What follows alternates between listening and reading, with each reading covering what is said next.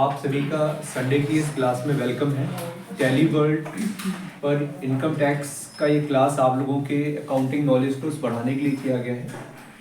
आपके टैक्सेशन के लिए ये सब्जेक्ट बड़ा इम्पोर्टेंट है दोस्तों।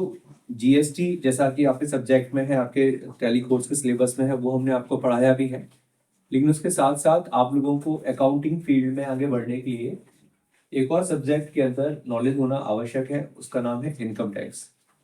इस पूरे टॉपिक को हम 2 सेक्शंस में पढ़ने वाले हैं। इस संडे हम लोग केवल इनकम टैक्स के बारे में जो बेसिक्स होते हैं, जो as an accountant, as an individual, हम यदि अकाउंटेंट को थोड़ी देर के लिए रख भी दें तो इंडिविजुअली हम लोगों को भी उसके बारे में इतनी बेसिक नॉलेज होनी चाहिए, वो हम आपसे चर्चा करने वाले हैं। क्योंकि सामान्यतः हमारे जो स्कूल कॉलेजों की पढ़ाई होती है वहाँ पर इस तरह की टॉपिक्स कोई पढ़ाई नहीं जाता, और जो मैं बताने वाला हूँ ये कोई बहुत बड़ा रॉकेट साइंस नहीं है, बहुत जनरल सी कॉमन फैक्ट्स हैं, कुछ बातें हैं जो शायद अभी तक आप लोगों ने शायद कभी ना पढ़ी ना सुनी। तो यहाँ इस क्लास के माध्यम से आपको वो सब चीजें सीखने को मिलेंगी। तो इस टॉपिक की शुरुआत जब हम करते हैं तो बात आती है सबसे पहले शब्द से जो हमें यहाँ अट्रैक्ट करता है, वो है टैक्स। तो टैक्स क्या होता है, हम पहले इस क्वेश्चन के साथ में इस क्लास की शुरुआत करते हैं।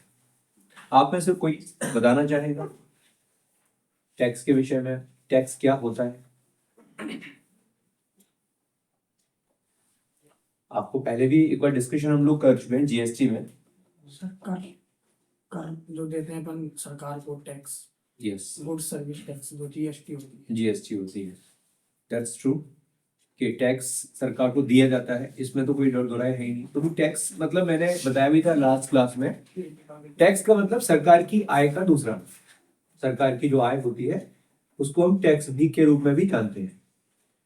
लेकिन यहाँ पर आपको समझना होगा कि टैक्स के लिए एक और शब्द यूज होता है, फाइनेंशियल बर्डन।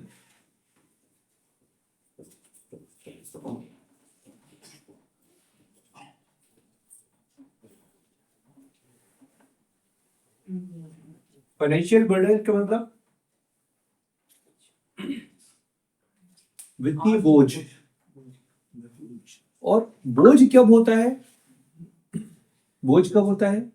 जब कोई चीज हम अपनी इच्छा के विरुद्ध करते हैं, कोई भी कार्य, जैसे आज आपको यदि यहाँ बुलाया गया और आप अपनी इच्छा से आए तो आपको बोझ नहीं लगेगा, लेकिन आपसे जबरदस्ती की जाए, आपको मजबूर किया जाए और फिर आपको वो काम करना पड़े तो आप अपने बेमन से वो काम करोगे। लेकिन अब क्योंकि कहते हैं ना बरसाने में रहना है तो राधे राधे कहना है, तो वही कहानी है यहाँ टैक्स के मामले में कि आपको ये काम करना है, मतलब करना है, देना है मतलब देना है। तो टैक्स का एक बहुत अच्छा शब्द है फाइनेंशियल बर्डन। स्पेलिंग तो कोई मिस्टेक नहीं है बर्डन की, मुझे ऐसा लग रहा है बर्डन की BURDUN होना चाहिए, बर्डन बर्डन। ओके, मुझे याद आया कुछ स्पेलिंग में मेरे को डाउट लगा। तो फाइनेंशियल बर्डन किसने डाला? सरकार ने। किसके ऊपर डाला? पर्सन के ऊपर। तो एक फाइनेंशियल बर्डन है एक पर्सन के ऊपर कि उसको सरकार को कुछ मनी कंपल्सरली देना है, तो वो कहलाता है टैक्स। ठीक है। अब दूसरा प्रश्न उठता है, सर ये टैक्स कितने प्रकार का होता है? बड़ा साधारण सा प्रश्न है। तो मुझे लगता है इस प्रश्न का जवाब तो आप लोग दे सकते हैं, जैसे काफी लोग जो पढ़ चुके हैं। कितने प्रकार का होता है? 2 प्रकार का। कौन कौन सा? डायरेक्ट और इनडायरेक्ट। बहुत बढ़िया। तो हम लोग टैक्स को क्लासिफाई करेंगे 2 तरह के टैक्सेशन में, direct tax and indirect tax.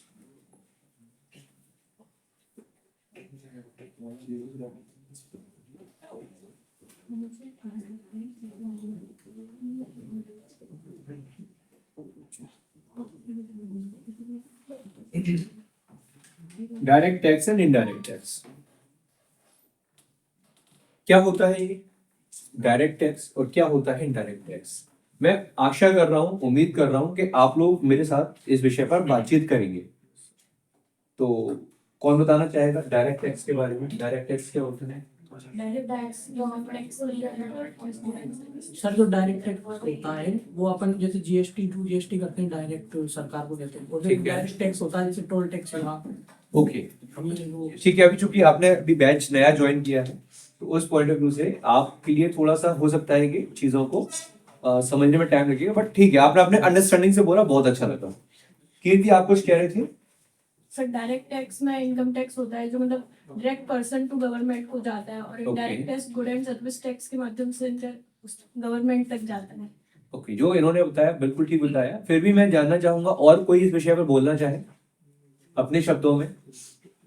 Direct tax और इनडायरेक्ट टैक्स दोनों में क्या अंतर है, क्या होते हैं? हम आपसे चर्चा कर रहे हैं डायरेक्ट और इनडायरेक्ट टैक्सेशन की। डायरेक्ट टैक्स का अर्थ होता है जहां वो टैक्स जिस व्यक्ति से लिया जाना है, उस व्यक्ति को हम पहचान कर और उसका नाम पुकार कर, उसका पैन नंबर बता करके हम डायरेक्टली उससे वो टैक्स वसूल कर पाए, वो डायरेक्ट टैक्स है। और इनडायरेक्ट टैक्स के अंदर यस, बिल्कुल सही कहा, माध्यम बदल गया। टैक्स तो आपकी जेब से ही जा रहा है, लेकिन इस बार टैक्स आपको पता नहीं चल रहा। आपने जो कुछ गुड्स या सर्विसेज कहीं से भी परचेज की, उसके ऊपर आपने टैक्स दिया। फाइनेंशियल बर्डन, देखिए डायरेक्ट टैक्स के विषय में जो मैंने फाइनेंशियल बर्डन शब्द का यूज किया, वो फाइनेंशियल बर्डन बेसिकली ज्यादातर हमें कहाँ महसूस होता है? डायरेक्ट टैक्सेस में। क्यों? क्योंकि वो चीज डायरेक्टली आपको करनी पड़ रही है। मैंने पिछली क्लास में भी जब जीएसटी क्लास में तब एग्जांपल दिया था, मैं आज उसको फिर रिपीट करता हूं ताकि लोगों के याददाश्त में फिर से आ जाए वो। और वो है एग्जांपल, जैसे हमने एग्जाम लिया था कोचिंग फीस का। तो अभी यहां जब आप आते हैं, तो मैं जब आप लोगों का इंडिविजुअल रजिस्ट्रेशन का करता हूं, तो आपको एक रजिस्ट्रेशन नंबर मिल जाता है। अब इसके बाद आप कोई भी फीस जमा करते हैं तो आपके अकाउंट में चढ़ जाती है। मतलब अब मैं कह सकता हूं कि ये फीस इस स्टूडेंट से आई है, तो आपका वो डायरेक्ट, एक प्रकार से वो डायरेक्ट टैक्स के क्लासिफिकेशन में चला जाता है कि डायरेक्टली वो आपसे ही ली गई है, आपको जो फीस देनी है वो आपके अकाउंट में चली गई। लेकिन वहीं यदि मैं बाहर एक शॉप खोल दूं, उस शॉप के अंदर मैं बुक्स, स्टेशनरी, रजिस्टर्स आपके सेल के लिए रख दूं और आप लोगों को नीड तो रहती है, तो आप वहां गए और वहां से आप लोगों ने वो चीजें खरीदी और खरीद कर और फिर वो चीजों पर आपने पेमेंट किया, तो है चूंकि वो मेरी ही, तो अल्टीमेटली उन गुड्स के माध्यम से वो चीजें मेरे को, वो टैक्स या वो पैसा मेरी जेब में आ रहा है। ठीक इसी प्रकार गवर्नमेंट कहती है कि भैया आप इस देश में रहते हो, आपको इस देश में रहते समय जो भी इनकम आप कमाते हो, उस इनकम पर आपको क्या करना होगा? टैक्स देना होगा। तो इनकम पर दिया जाने वाला टैक्स कहलाता है इनकम टैक्स, जो किस कैटेगरी में आ गया? डायरेक्ट टैक्स की कैटेगरी में।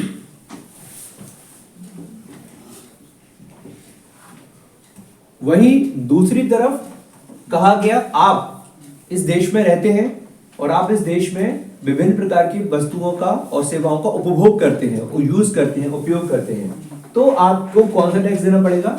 जीएसटी। टैक्सेस एक्चुअली इसमें और भी हैं, कस्टम ही है एक टैक्स इसमें, और भी अदर एटसेट्रा बहुत सारे टैक्सेस अभी भी हैं हमारे देश में जो इनडायरेक्ट टैक्सेशन की कैटेगरी में जाते हैं। बट अभी मेजरली हमें जो ज्यादातर सामना हमें पड़ता है वो पड़ता है इनकम टैक्स और जीएसटी के साथ में। कस्टम का अर्थ क्या होता है, इस विषय पर हम जब चर्चा करेंगे आप लोगों से, तो पहले तो इस बात को दिमाग में बिल्कुल स्पष्ट कर लें, समझ लें कि डायरेक्ट टैक्स का अर्थ है जहां टैक्स जिसको देना है उसी से लिया जाएगा, उसकी पहचान है, उसकी आइडेंटिटी है। वहीं इनडायरेक्ट टैक्सेशन में भी टैक्स आपसे लिया जा रहा है, बट आपकी पहचान, आइडेंटिटी की सरकार को जरूरत नहीं है। आपने जब कभी भी 1 जुलाई 2017 से जब जीएसटी आया, हम तो जीएसटी की बात करते हैं, इससे पहले भी इनडायरेक्ट टैक्सेशन में बहुत टैक्स हुआ करते थे, हम उन टैक्सेस की बात नहीं कर रहे, हम बात कर रहे हैं आपसे केवल जीएसटी की। तो 1 जुलाई 2017 से लेकर आपको पूरा इस बात की याददाश्त भी होगी काफी लोगों को कि भैया तब से लेकर अब तक हमने कई सारी वस्तुएं खरीदी, कई सारी सेवाएं ली और उस पर कई बार हमने जीएसटी दिया। कभी उस दुकानदार ने या कभी उस सर्विस प्रोवाइडर ने आपसे पूछा भैया आपका नाम, पता, आपका पैन नंबर दीजिए? नहीं पूछा गया। लेकिन वही दूसरी तरफ आप बैंक में खाता खुलवाने जाइए, आप डीमैट अकाउंट खुलवाइए, आप म्यूचुअल फंड खरीदिए, आप प्रॉपर्टी खरीदिए, आप कोई भी बड़ा व्हीकल परचेज कीजिए, आप फॉरेन टूर कीजिए, ऐसे कई जगह पर है जहां पर आप के साथ में जो भी ट्रांजैक्शन हो रहा है वहां आपका पैन नंबर लग रहा है। मतलब वो व्यक्ति जो भी आपसे डील कर रहा है, आपसे ट्रांजैक्शन कर रहा है, उसके लिए ये कंपलसरी है कि गवर्नमेंट के रूल्स के अकॉर्डिंग वो आपका पैन नंबर लेके गवर्नमेंट को सबमिट करे। तो गवर्नमेंट जानना चाहती है कि आप जो खर्चे कर रहे हैं या जो आप पैसा कमा रहे हैं उसमें बेसिकली आप उसका रिपोर्टिंग गवर्नमेंट को दे रहे हैं या नहीं। तो गवर्नमेंट चाहती है कि आपका वो पैन नंबर आपकी आइडेंटिटी के रूप में वहां यूज होगा और उसी के माध्यम से गवर्नमेंट आपको ट्रैक करेगी। तो डायरेक्ट टैक्स के अंदर आपकी आइडेंटिटी गवर्नमेंट को पता होती है कि इस ट्रांजैक्शन में ये व्यक्ति इन्वॉल्व है, जबकि इनडायरेक्ट टैक्सेशन में जरूरत नहीं है। आप दिन भर में कई सारे खर्चे करते हैं, वहां जीएसटी देकर आ रहे हैं, लेकिन वहां आपने खरीदा या किसी और ने खरीदा इस बात से कोई सरोकार नहीं है। वहां सरकार कहती है हमें तो आपने गुड्स खरीदा, आपने सर्विस ली, हमें टैक्स मिला, बात खत्म, कोई दिक्कत नहीं। चलिए, तो डायरेक्ट टैक्सेशन और इनडायरेक्ट टैक्सेशन में से इनडायरेक्ट टैक्सेशन की हम बात पहले आप लोगों से कर चुके हैं। कस्टम जो शब्द आया है तो मैं बता देता हूं। कस्टम ड्यूटी करके एक आपने टैक्स सुना होगा, जो लगता है जब हम बाहर से किसी दूसरी कंट्री से गुड्स को इंपोर्ट करते हैं। मैं गुड्स शब्द यूज किया है, सर्विसेज यूज नहीं किया। जब भी आप सर्विस इंपोर्ट करोगे तो जीएसटी लगेगा, उस पर जीएसटी लगेगा। और जब भी आप गुड्स कहीं बाहर की कंट्री से इंपोर्ट करेंगे तो आपको कौन सा टैक्स देना पड़ेगा? कस्टम ड्यूटी, कस्टम टैक्स, ये लगेगा इसमें। तो कस्टम चूंकि अभी हमारे सिलेबस का पार्ट नहीं है और ना ही हम बहुत डिटेल में इसमें जा रहे, बट आपकी जानकारी के लिए, जनरल नॉलेज के लिए हमने इसको आपके साथ शेयर किया। जीएसटी ऑलरेडी हम चूंकि बेसिक्स पहले ही पूरा पढ़ चुके हैं तो इसमें हम ज्यादा डिटेल में नहीं जाएंगे। हमारा आज का टॉपिक है इनकम टैक्स और ये डायरेक्ट टैक्स की डेफिनेशन में आता है। तो इनकम टैक्स जब भी आएगा शब्द तो इसका मतलब ये है कि हर वो व्यक्ति जो टैक्स चुकाएगा उसकी एक पहचान है और उसकी पहचान का जो मूल स्रोत है वो क्या है? पैन। इसका full form permanent account number. ये कितने अंकों का होता है?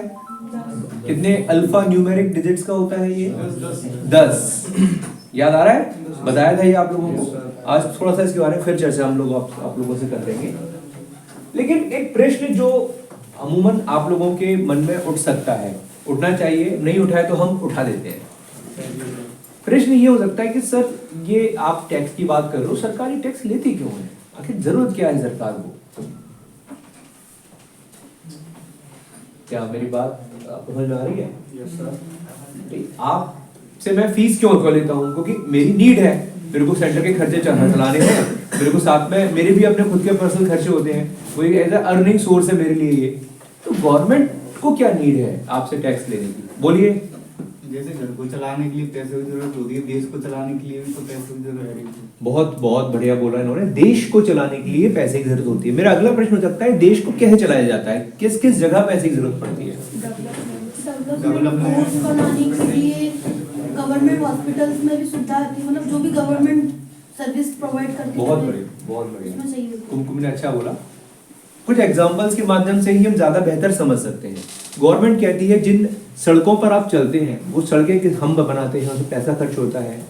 आपके लिए हम बॉर्डर पर सिक्योरिटी सेना करते हैं ताकि पड़ोसी देश हम पे आक्रमण ना कर दें। उन सेनाओं के लिए सैलरी है या वहाँ के लिए हमें जो रक्षा उपकरण खरीदने होते हैं उसके लिए पैसा चाहिए। रिसर्च एंड डेवलपमेंट हो रहा है लगातार, आपके लिए 5G तक टेक्नोलॉजी आ गई है, सरकार इस पर काम कर रही है। मेडिकल क्षेत्र में काम हो रहा है, बांध बन रहे हैं, ब्रिजेस बन रहे हैं, इंफ्रास्ट्रक्चर में लगातार काम हो रहा है।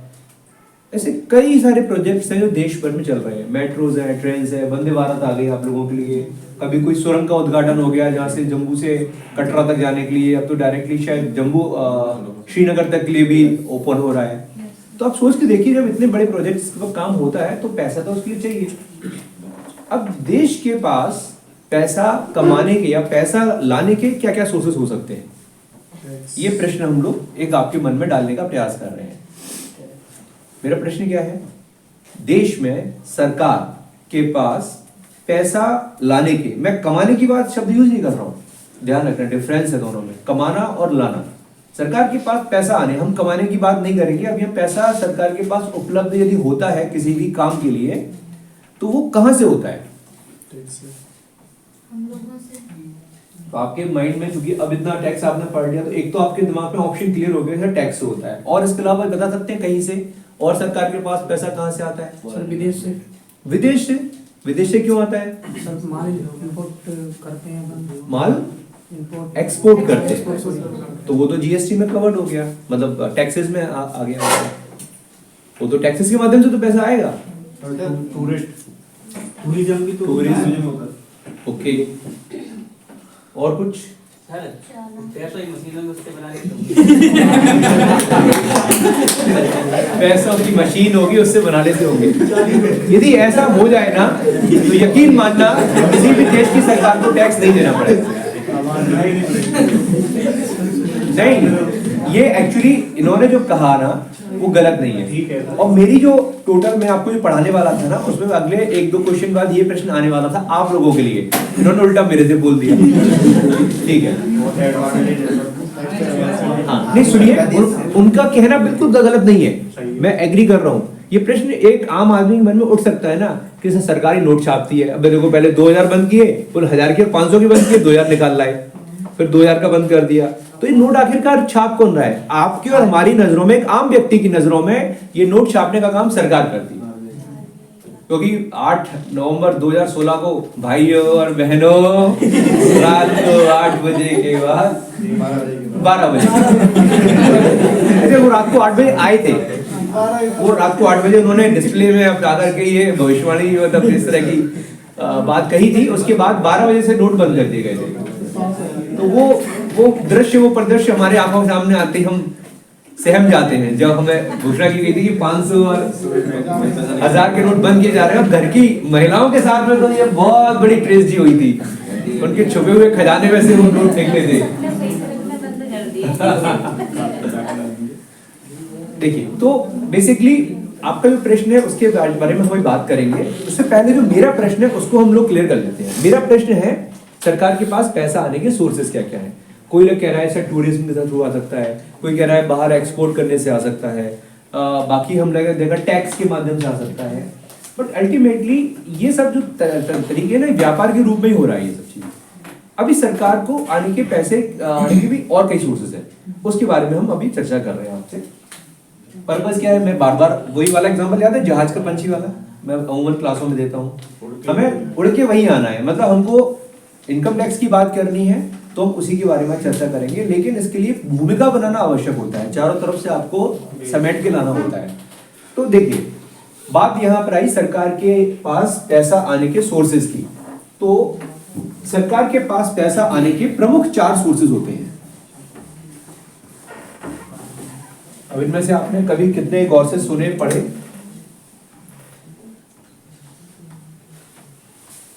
Four sources of money. सबसे पहला जो सोर्स है वो क्या है? Income from government companies.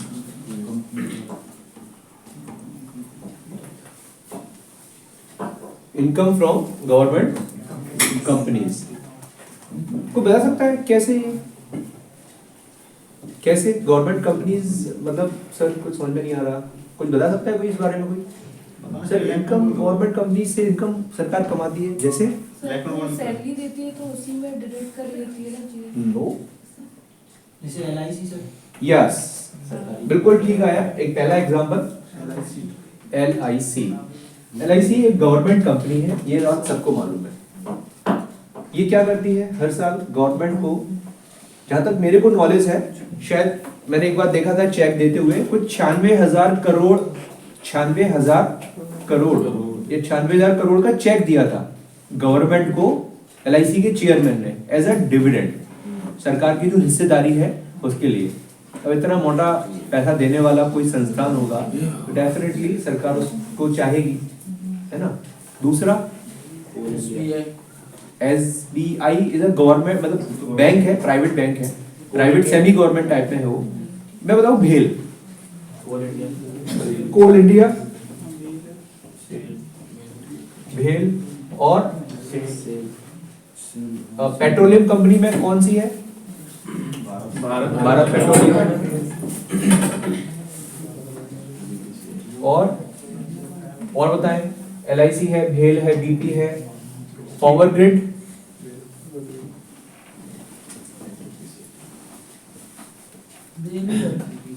BSNL, sir आप मेरी बात नहीं बोल रहे। कौन सी वाली है?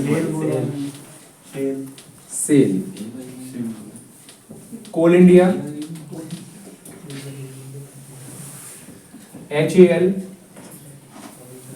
BEL, ऐसी बहुत सारी कंपनियों के नाम मैं लिख सकता हूं। ये कंपनियां गवर्नमेंट ने बनाई, ये कंपनियां गवर्नमेंट ने बनाई और गवर्नमेंट ही इनका मैनेजमेंट देखती है। लेकिन और ये कंपनियां बहुत अच्छा कर रही हैं। जैसे मैं एक एग्जांपल के लिए LIC का लिया हम लोगों ने, एक एग्जांपल लेता हूं HAL। HAL का फुल फॉर्म बता सकते हो कोई मेरे को?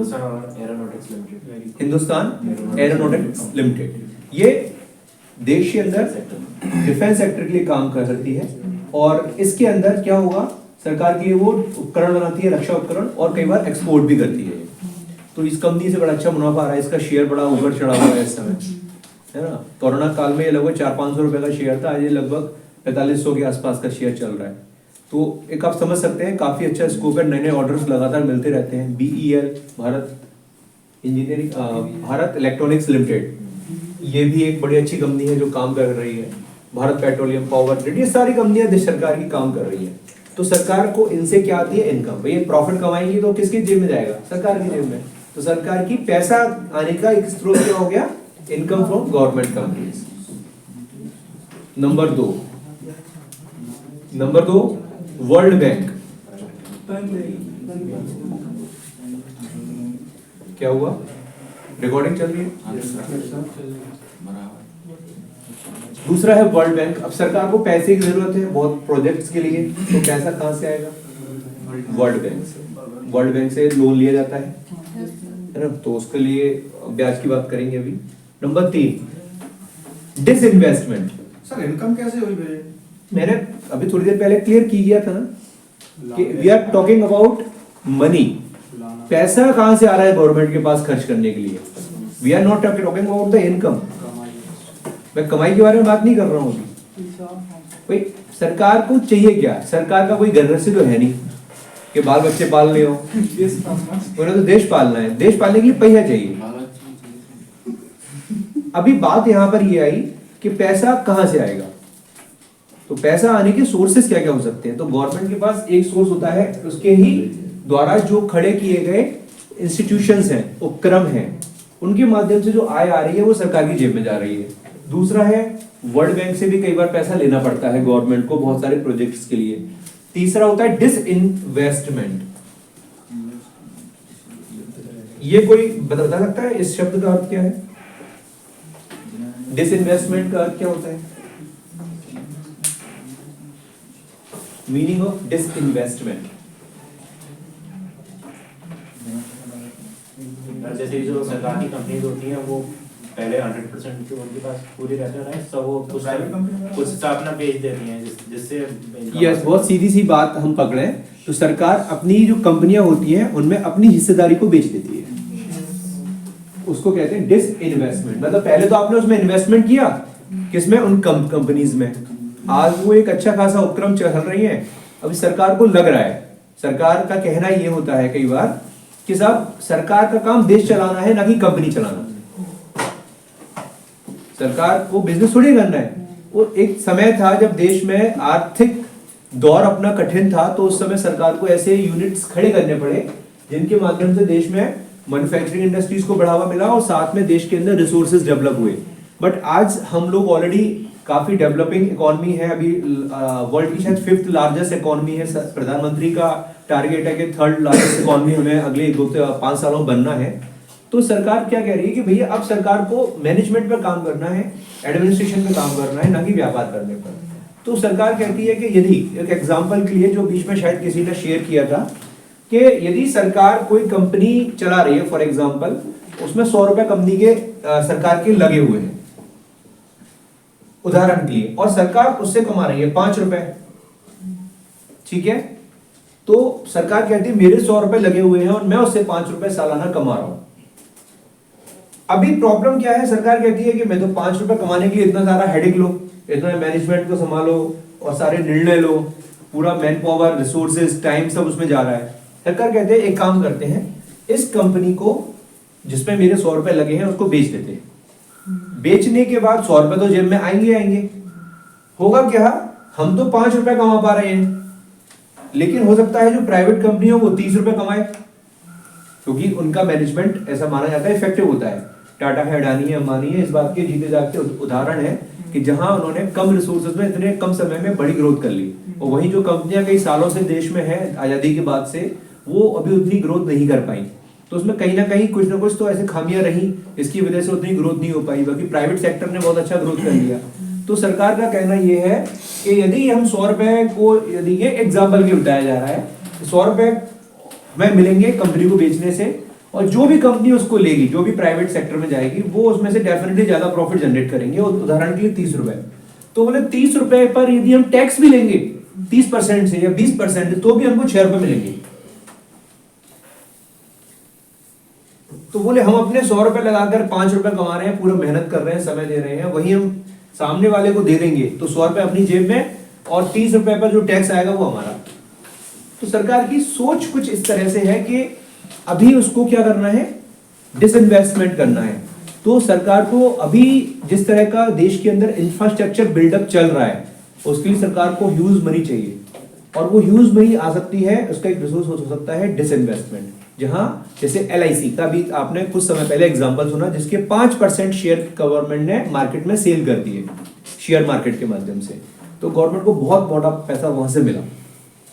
इसी तरह सर और सरकार बहुत सारी प्राइवेट कंपनीज में से अपना हिस्सेदारी बेचती जा रही है, तो सरकार को पैसा वहां से आता जा रहा है। बात समझ में आ रही है? तो एक रिसोर्स ये हो सकता है। और क्या हो सकता है, वो फिर डेफिनेटली अपने पास है ही उसका आंसर, टैक्सेस। इनके माध्यम से भी सरकार पैसे को कलेक्ट करती है। तो आज हमारा चूंकि टारगेट टैक्सेस का ही है, लेकिन ये सब चीजें हम क्यों स्टडी कर रहे हैं, पता होना चाहिए एक बार कि सरकार के पास पैसा आने के क्या क्या सोर्सेज हो सकते हैं। तो सरकार का फोकस टैक्सेस की तरफ ज्यादा है, क्योंकि निश्चित सी बात है, सरकार को पैसा आने का एक सोर्स, यदि मोटा सोर्स ये है तो सरकार उस पर भी टाइटनेस बनाए रखेगी। तो अभी दिन प्रतिदिन हो क्या रहा है, कंप्यूटराइज होता जा रहा है, सॉफ्टवेयर डेवलप होते जा रहे हैं, आर्टिफिशियल इंटेलिजेंस का भी उपयोग होने लगा है। तो अभी चीजें बहुत सिंपल हो गई हैं पहले से, चीजें पहले से बहुत सिंपल हो गई हैं इन द सेंस कि कंप्लायंसेस, मतलब पहले जो एक प्रक्रिया को करने में टाइम बहुत लगता था, अब वो सरकार ने कंप्यूटर्स का यूज करके, सॉफ्टवेयर का यूज करके उसको छोटा कर दिया है। इसके कुछ एग्जांपल्स मैं आपको अभी कुछ देर बाद शेयर करूंगा इनकम टैक्स से रिलेटेड, तो आपको लगेगा कि वाकई में ये काम बहुत फास्ट तरीके से हो रहा है। तो अभी हम पहले डायरेक्टली चलते हैं हमारे टैक्सेस 4 इनकम फैमिली। अब प्रश्न जो इन्होंने छोड़ा था उसको भी हम लोग यहाँ जो है जगह दे देते हैं इनकी बात को, क्योंकि सरकार के पास तो मशीन है, तो सरकार पैसा छाप कर लेती। क्यों नहीं छाप लेती? एक बार चिंबाबी सरकार ने पीछे ज्यादा छाप दिए थे, तो वहां से महंगाई बहुत बढ़ गई थी। जिम्बाब्वे की सरकार का एग्जाम्पल आया। जिम्बाब्वे का नाम सबने सुना है, क्रिकेट टीम के माध्यम से सुना ही होगा, है ना? अभी कट लगाना पड़ेगा मेरे को। जो भी है एक्सपेक्टेड, वो क्रिकेट मेरा इतना इंटरेस्ट अभी है नहीं, बट ठीक है। जिम्बाब्वे एक कंट्री है, हमको मालूम है, उसमें एक इतिहास ऐसा, और जिम्बाब्वे नहीं ऐसे कई कंट्रीज में हुआ जहां वहां की सरकार ने निर्णय लिया कि अनलिमिटेड पैसा छाप दिया जाए, और वो पैसा सर्कुलेट हो गया मार्केट में। अब लोगों पे क्या हुआ, पैसा ज्यादा आ गया। अब जहाँ पैसा ज्यादा होगा तो वहाँ इकोनॉमिक्स, अर्थशास्त्र का एक बहुत बेसिक सा नियम होता है डिमांड और सप्लाई का, वो लागू हो जाता है। उसमें हुआ क्या कि आज यदि उदाहरण के लिए आप सबके पास पैसा हो अनलिमिटेड, या जितना चाहिए हो उतना पैसा हो, तो आप क्या करेंगे, आप कोई नीचे आईफोन से नीचे कोई बात नहीं करेगा। सच्चाई बात ये है, क्योंकि कहीं ना कहीं हर यूथ के मन में एक आईफोन लेने का ख्वाब तो रहता है। अब यदि पैसा भरपूर होगा तो आप सब लोग, और आप जैसे हजारों लाखों लोग जो है यूथ, वो लोग आईफोन लेने भागेंगे। अब आईफोन का प्रोडक्शन कितना है आप सोच के देखिए। तो आईफोन का प्रोडक्शन ही लिमिटेड है। आपने जब नया मॉडल लॉन्च होता है तो मैंने ऐसा सुना है कि साहब 2-2 रात लोग जाग कर स्टोर के बाहर लाइन में लग करके वो आईफोन खरीदने के लिए प्रयास करते हैं।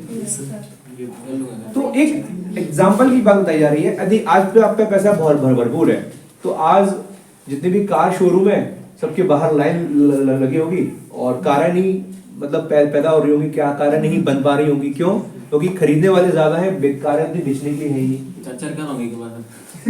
चार भी हो सकती है, बड़ी बात नहीं, अमीरों के पास तो ये बहुत बहुत कॉमन फैक्टर है। बात यहाँ पर इतनी सी है कि यदि आपने पैसा भरपूर है तो आप अपने पास जितनी ख्वाहिशें हैं पूरी करने के लिए भागोगे। अब भागोगे तो आपकी तो डिमांड क्रिएट हो गई, लेकिन सप्लाई भी है कि नहीं ये देखा जाएगा, और अमूमन ये फेल होता है, ये सप्लाई फेल होती है, क्योंकि आप समझिए ये रातों रात पैदा होने वाली चीजें नहीं है। आपको कोई भी चीज खरीदनी है उसके लिए प्रोसेस होती है, मैन्युफैक्चरिंग प्रोसेस, उसके माध्यम से आपके लिए वो सप्लाई दी जाती है। तो अभी हो क्या रहा है कि प्रश्न जो आया था, जो बात आई थी कि सर यदि सरकार पैसा छाप दे, सरकार मशीनों से पैसा छाप दे तो क्या ये संभव होगा? तो देखिए इसका बहुत सिंपल सा आंसर है कि जो देश की अर्थव्यवस्था होती है, इकोनॉमिक्स, उसको ध्यान में रखते हुए ये कदम कोई भी सरकार उठाना नहीं चाहती, क्योंकि इससे डिमांड और सप्लाई वाला गेम पूरा बिगड़ जाएगा, वो एक अनार 100 बीमार वाली कहानी बन जाएगी। ठीक है। दूसरा इसके पीछे एक और कारण बताया जाता है अर्थशास्त्री द्वारा, वो होता है कि आप जो करेंसी यूज करते हो। अच्छा मैं एक एग्जांपल देता हूं आपको, आपने पढ़ा होगा हमेशा उसके ऊपर एक लाइन लिखी होती है, मैं धारक को 100 रुपए अदा करने का वचन देता हूं, और नीचे गवर्नर के साइन होते हैं। गवर्नर किसका होता है? वो RBI, reserve bank of India का। क्या है उस कागज के टुकड़े की वैल्यू? आप सोच के देखिए जरा, केवल उसने लिख के दे दिया इसलिए उसकी वैल्यू है? तो एक काम करते हैं हम छाप लेते हैं फिर। तो लॉजिकली सोच के देखिएगा। ये पूरे एपिसोड का एक पहलू हुआ। दूसरा, कई बार जब जाली नोट पकड़े जाते हैं तो उस पर कार्रवाई भी होती है। सरकार को चिंता किस बात की है? यदि जाली नोट या उस जैसे फेक करेंसी आ भी गई तो सरकार को चिंता किस बात की है? नहीं, वो भी तो है, लेकिन इसके पीछे एक और रीजन होता है। ऐसा बताया जाता है कि करेंसीज को छापने के लिए उतनी कीमत का गोल्ड भी रखा जाता है बैंकों में, रिजर्व बैंक का, तब जाकर के वो उतने मूल्य की करेंसी। क्योंकि जो मेरा लॉजिक, जो मैंने अंडरस्टैंड किया वो यही था कि यदि वो कह रहा है कि मैं 500 रुपए अदा करने का वचन देता हूं, तो वास्तविकता में देखा जाए तो ये कहना चाह रहा है कि मैं 500 रुपए का गोल्ड देने का वचन देता हूं। क्योंकि आप एक बात समझिए, हमारे देश में या किसी भी सभ्यता में, किसी भी पूरे वर्ल्ड में, जब भी हम पुरातन इतिहास देखेंगे तो वहां पर मुद्रा का जो विनिमय था, एक्सचेंज था, वो किस धातु में हुआ करता था? गोल्ड भी था, फिर बाद में कॉपर भी आया। बात कनेक्ट करने की कोशिश की जा रही है, आपके प्रश्नों के जवाब देने की कोशिश की जा रही है कि धातु की ही शुरू से वैल्यू रही है, चाहे सोना हो या चांदी हो। चूंकि सोना एक पीले रंग की धातु है और बड़ा आकर्षण होता है उसके अंदर, तो पूरे विश्व में उसकी मांग ज्यादा रही। तो जिस देश के पास, इसका एक लॉजिक, अब ये सब चीजें जो मैं बता रहा हूँ ना, ये मेरी अंडरस्टैंडिंग है और मैंने कहीं ना कहीं इतने सालों में कहीं ना कहीं से थोड़ा सुन रखा है, उसके आधार पर मैं एक चीजों को तैयार किया है मैंने। तो जिस देश के पास जितनी ज्यादा ये पीला सोना होता है, पीली धातु, वो देश उतना ज्यादा ताकतवर माना जाता है। चाइना और यूएसए, ये दो ताकतवर कंट्रीज क्यों हैं? यदि आप इसके बारे में थोड़ा गूगलिंग करोगे तो पता चलेगा कि इनके पास गोल्ड का बहुत बहुत बड़ा रिजर्व है, उस कंपैरिजन में हमारे पास बहुत कम रिजर्व है। तो अभी होता यह है कि यदि आप बात कर रहे हैं कि क्यों नहीं छापती है सरकार पैसा, तो उसका एक तो कारण मैंने बताया डिमांड सप्लाई, दूसरा कारण मैंने बताया कि यदि वो रुपए छाप देगी तो उसके लिए गोल्ड भी चाहिए। अब हमारे पास उतना गोल्ड है भी नहीं, समझ में आ गई मेरी बात? तो कहीं ना कहीं इन दोनों कारणों को लेकर के सरकार रुपए छापने से बचती है। तो ये बात तो यहां पर खत्म होगी मेरे हिसाब से। और कोई इसमें प्रश्न किसी का? पुराने समय से देखा जाए, मैं इस बात को थोड़ा सा और लेने की कोशिश करता हूं। पुराने इतिहासों में भी देखा गया कि मुद्रा को, मतलब एक धातु को मुद्रा के रूप में यूज किया गया, लेकिन आज चूंकि हम मॉडर्न एज में आ गए तो प्लास्टिक मनी तक का यूज हो रहा है, आजकल तो फोन पे वगैरह का यूज हो रहा है। बट आखिरकार वैल्यू किस चीज की है? आपको इस प्रश्न का जवाब ढूंढना होगा। वैल्यू हमेशा धातु की रही, वैल्यू हमेशा धातु की रही, कागज के टुकड़े की वैल्यू नहीं है। 100 का या 500 का जो नोट है वो केवल और केवल कागज का एक टुकड़ा है, और उसी को हम लोगों ने क्या बना लिया? आपस में एक्सचेंज करने का माध्यम। तो वास्तविकता में देखा जाए तो उसके पीछे का जो एक कारण है वो है gold. Reserve bank of India जो हमारे देश की सेंट्रल बैंक है, उसको ये जिम्मेदारी सरकार ने सौंपी है कि वो देश के अंदर आर्थिक नीतियों का विश्लेषण कर और उसके हिसाब से जो रेट ऑफ इंटरेस्ट होती है बैंकों की या आम लोगों के लिए उसको तय कर देगी, और देश के अंदर करेंसी मैनेजमेंट जो होता है वो आरबीआई के जिम्मे दिया गया है। सरकार क्या करती है, आरबीआई से डिस्कस करके और इस आधार पर ये निर्णय लेती है कि आगे क्या करना है। तो ये सारे निर्णय वैसे आरबीआई को लेने होते हैं, बट चूंकि सरकार और दोनों आपस में एक ही टीम के प्लेयर हैं, तो इसलिए दोनों मिलकर के निर्णय लेते हैं कि ये हमें देश के अंदर आगे किस तरह से अर्थव्यवस्था को हैंडल करना है। तो ये मोटी मोटी बात है कि अपना प्रश्न कहां से शुरू हुई थी, कि प्रश्न कहां से उठा था कि भैया देश में सरकार को पैसे की जरूरत है, तो कहां से आया, 4 जगह से। अभी सरकार कह रही है कि साहब टैक्स से हमको पैसा चाहिए, तो सामने वाले व्यक्ति ने बोल दिया जिसको टैक्स देने में दिक्कत हो रही है, मैंने बोला मेरा फाइनेंशियल बर्डन है क्योंकि देने में दिक्कत हो रही है, तो उसने बोल दिया तुम छाप क्यों नहीं लेते। तो फिर वहां पर ऐसे जानकारी हमें दी गई कि साहब छापने से देश के अंदर एक तो अर्थव्यवस्था पूरी गड़बड़ा जाएगी, क्योंकि मनी का सर्कुलेशन देश में ज्यादा हो गया तो डिमांड एकदम से राइज हो जाएगी, सप्लाई उस हिसाब से हो नहीं पाएगी, तो देश में महंगाई दर बहुत तेजी से बढ़ जाएगी। उसको कंट्रोल करने के लिए इन्फ्लेशन को। और दूसरा फिर इसके लिए लॉजिक जो दिया जाता है वो है गोल्ड का, कि गोल्ड भी उतना गिरवी रखना पड़ता है तब जाकर के उतनी करेंसी प्रिंट हो पाती है। तो इस मोटे मोटे 2 आंसरों के आधार पर हम ये तय कर सकते हैं कि देश में करेंसी का जो प्रिंटिंग है वो उतनी नहीं हो सकती जितना हम सोचते हैं, उससे काफी कुछ चीजें बिगड़ जाएंगी। ठीक है, अब तो अल्टीमेटली सरकार को क्या करना होता है, सरकार को टैक्स कलेक्शन के माध्यम से देश की जनता का सहयोग भी लेना होता है। अभी कोई टैक्स नहीं देगा तो क्या होगा, अमीर और अमीर होता जाएगा टैक्स कलेक्शन के माध्यम से। तो सरकार का एक सोशल सोचना ये भी हो सकता है कि भैया इस बहाने से कम आपको ये तो लगेगा कि मैं देश के विकास में कुछ योगदान कर रहा हूं, क्योंकि आप जब देश में रह रहे हैं तो देश के संसाधनों का भी उपयोग कर रहे हैं। आप कैसे पैसा कमा पा रहे हो मुझे बताओ। अच्छा, आप देश में एक तो सुरक्षित महसूस करते हो, आपको सारी सुख सुविधाएं मिली हुई हैं, और इसके अलावा आपको इंफ्रास्ट्रक्चर पूरा दिया जा रहा है, तब जाकर के आप अपना काम कर पा रहे हो। तो आप देश के जब संसाधनों का उपयोग कर रहे हो तो देश आपसे चाहता है कि आप उसके लिए टैक्स भी दो। तो जिसमें 2 तरह के टैक्सेस जो बताए गए, एक तो डायरेक्ट और इनडायरेक्ट।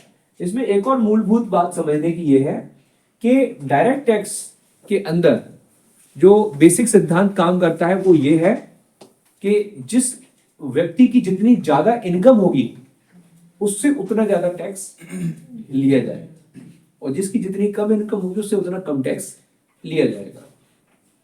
तो आप सोच के देखें, जो बड़े बड़े फिल्म स्टार्स हैं, क्रिकेटर्स हैं, या जो डॉक्टर्स होते हैं बड़े बड़े, या फिर हम इंडस्ट्रियलिस्ट बोले, पॉलिटिशियंस बोले, ये लोग जो पैसा कमाते हैं उस पर ये लोग बहुत ह्यूज टैक्स भरते हैं। आपकी और हमारी कल्पना से पड़े, अभी आप और हमको एक 2, 4, 5, 10, 20 लाख रुपए की इनकम हो जाए तो उसी में हम लोग खुश होते हैं और उसी का टैक्स भरने में दिक्कत होती है। तो सरकार को मालूम है कि जो नीचे तबके के लोग हैं, जैसे हम लोग लोअर मिडिल क्लास बोले या मिडिल क्लास बोले या जो है अपर मिडिल क्लास बोले, इन लोगों के ऊपर फाइनेंशियल बर्डन डालने के बाद इनसे टैक्स वसूलना इज अ टफ चैलेंज, क्योंकि अल्टीमेटली बचना चाहते हैं और हर कोई बचना चाहता है, और बड़े लोगों के लिए तो फिर ऑप्शंस ही नहीं बचते हैं। तो सरकार का कहना यह है कि आप लोगों को ये जो टैक्स भरना है वो आपकी इनकम के हिसाब से भरना है, जिसकी जितनी ज्यादा इनकम उसको उतना ज्यादा टैक्स देना पड़ेगा। अब बात यहाँ पर आई इनडायरेक्ट टैक्सेशन की। तो आपने एक चीज गौर से देखी होगी, ये एग्जांपल पहली बार किया होगा मैंने, कि मेरी इनकम मान के चलो 10 लाख रुपए सालाना है, किसी की इनकम 2 लाख रुपए, किसी की 3 लाख और किसी की 1 करोड़ रुपए सालाना, और हम सब एक ही शॉप पर गए और हमने एक ही शॉप से जाकर के क्लॉथ्स खरीदे, या हमने कुछ फूड आइटम्स खरीदे, या हमने रेल का टिकट बुक किया, उसी कोच में, उसी बोगी में, फर्स्ट एसी में, सेकंड एसी में, 1 करोड़ रुपए सालाना कमाने वाला भी सफर कर रहा है, और मैं भी कर रहा हूँ, और एक नीचे वाला भी कर रहा है, सबने टिकट खरीदा, लेकिन तीनों को टैक्स एक जैसा लगा। चाहे पार्ले जी का बिस्किट हो, चाहे मैगी का पैकेट हो, है ना, या कोई भी आइटम आप खरीदते हैं, वो फोन सेम, मैं भी यूज कर रहा हूँ, वही फोन सेम आप भी यूज कर रहे हो, अभी दोनों ने टैक्स एक जैसा दिया। तो इनडायरेक्ट टैक्सेशन में ये डिस्क्रिमिनेशन नहीं है। इनडायरेक्ट टैक्सेशन कहता है कि भैया कोई भी उपयोग करे, अडानी करे, अंबानी करे, टाटा करे, या आप करो, आपको एक जैसा टैक्स देना होगा। जबकि इनडायरेक्ट टैक्सेशन में क्या होता है, आपका जैसे जैसे इनकम बढ़ेगी आपका टैक्सेशन का दायरा बढ़ता जाता है। तो ये मेजर डिफरेंसेस हमने अभी तक देखे। ठीक है सर, तो यहाँ तक हम समझ गए कि ये सब चीजें होती हैं और इनकम टैक्स हम लोगों को यहाँ पर पे करना पड़ेगा। तो इनकम टैक्स की जब भी अब बात आती है तो हम डायरेक्टली अब टॉपिक पे चलते हैं इनकम टैक्स में। तो इनकम टैक्स में सबसे पहला जो शब्द हमारे सामने आता है वो होता है इनकम। इनकम टैक्स, तो सर इनकम पे लगने वाला टैक्स इनकम टैक्स होता है। और साहब ये हमारी रामायण खत्म, इतना ही है क्या?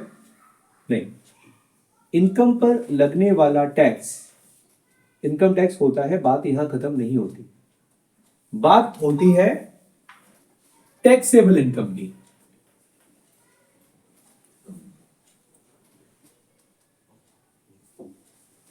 इनकम और टैक्सेबल इनकम दोनों में फर्क हो गया। इनकम तो जो पैसा मैंने कमाया उस पर वही टैक्स देना है, लेकिन जो पैसा मैंने कमाया उस पैसे को कमाने के लिए कई बार हम खर्चे भी करते हैं या बहुत तरह की चीजें उसमें होती हैं। तो सरकार कहती है कि आपने जो भी पैसा कमाया उस पैसे में से आपको क्या ज्ञात करना है?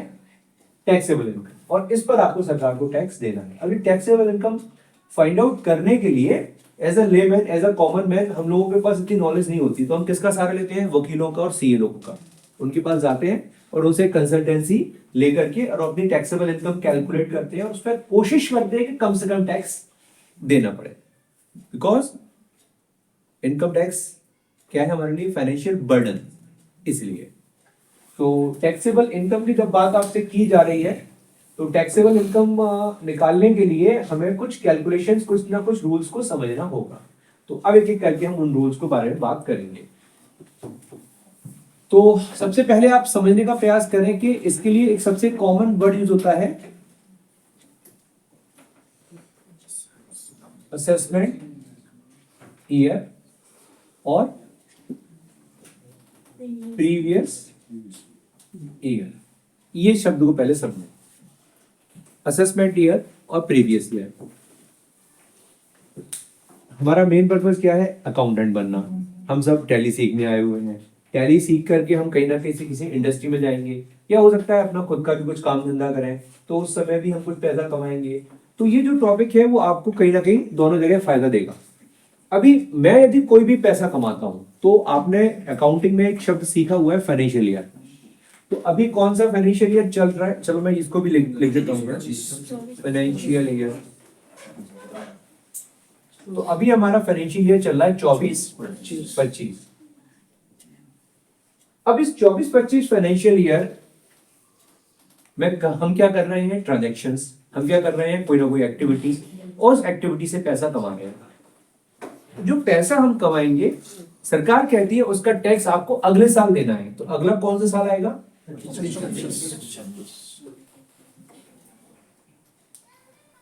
तो मैं 1 अप्रैल 24 से 31 मार्च 25 तक जो भी इनकम कमाऊंगा उस इनकम पर कितना टैक्स मुझे देना होगा, इसका कैलकुलेशन हम कब करेंगे? 1 साल बाद। भाई पूरे साल पढ़ाई कर लोगे तभी तो एग्जाम दोगे। ठीक है, बीच बीच में आपके क्या होते रहते हैं? मिड टर्म्स, असेसमेंट्स, है ना, हाफ ईयरली, क्वार्टरली, मतलब चलते रहते हैं। तो ऐसा कुछ यहाँ भी होता है, तो उसके बारे में हम आपसे चर्चा भी करेंगे। बट अभी हमको समझना है कि फाइनल एग्जाम जो होगा वो कब होगा? अगले साल, यानी कि एक पूरा सिलेबस कंप्लीट होने के बाद। अकाउंटिंग में फाइनेंशियल ईयर होता है जो हम अभी करंटली चल रहे हैं उसमें। इनकम टैक्स में जो सबसे कॉमन वर्ड आता है वो होता है असेसमेंट ईयर। असेसमेंट ईयर शब्द का अर्थ क्या? निर्धारण। निर्धारण मतलब आपको जो भी पैसा आपने कमाया, जिसे हम बोलते हैं इनकम, उस इनकम पर कितना टैक्स लगेगा, इस बात की गणना कब होगी? जब हम लोग टैक्सेबल इनकम कैलकुलेट करेंगे। तो टैक्सेबल इनकम क्या हुई वो तो हम अभी देख चुके हैं। तो फाइनेंशियल ईयर में जो हम अभी ट्रांजैक्शंस कर रहे हैं उनका ऊपर टैक्स चुकाने की जिम्मेदारी अगले साल आएगी, जिसे हम क्या कहेंगे? Assessment year. इसको शॉर्ट में हम कहते हैं AY, इसको कहते हैं शॉर्ट में FY। लेकिन जब मैं AY में पहुंच जाऊंगा, AY में, असेसमेंट ईयर में, अगले साल 1 अप्रैल के बाद, तो उस समय मुझे कौन सी इनकम पे टैक्स देना होगा जो मैंने कब कमाई? पिछले साल। तो पिछला साल कौन सा है 25-26 के लिए? 24-25।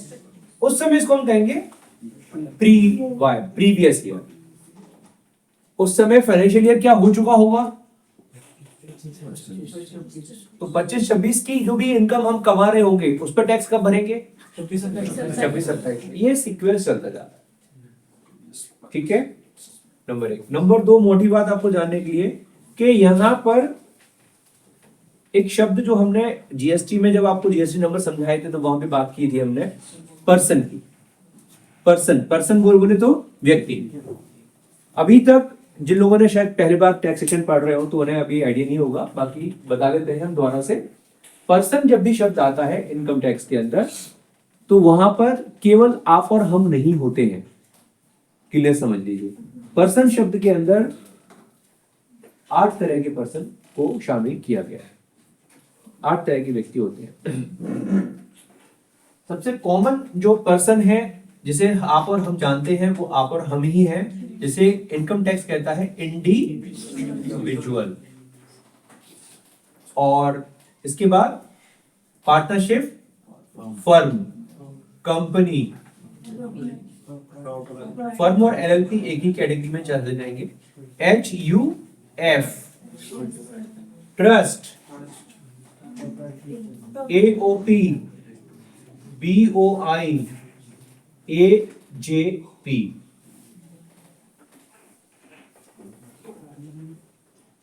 तो आप जब भी इनकम टैक्स के अंदर टैक्स की कैलकुलेशन की बात करेंगे तो पैसा किसने कमाया? किसी व्यक्ति ने। आयकर क्या कहता है कि भैया हमारी नजरों में 8 तरह के व्यक्ति हैं जो पैसा कमा सकते हैं, जो कोई क्या काम धंधा कर सकते हैं।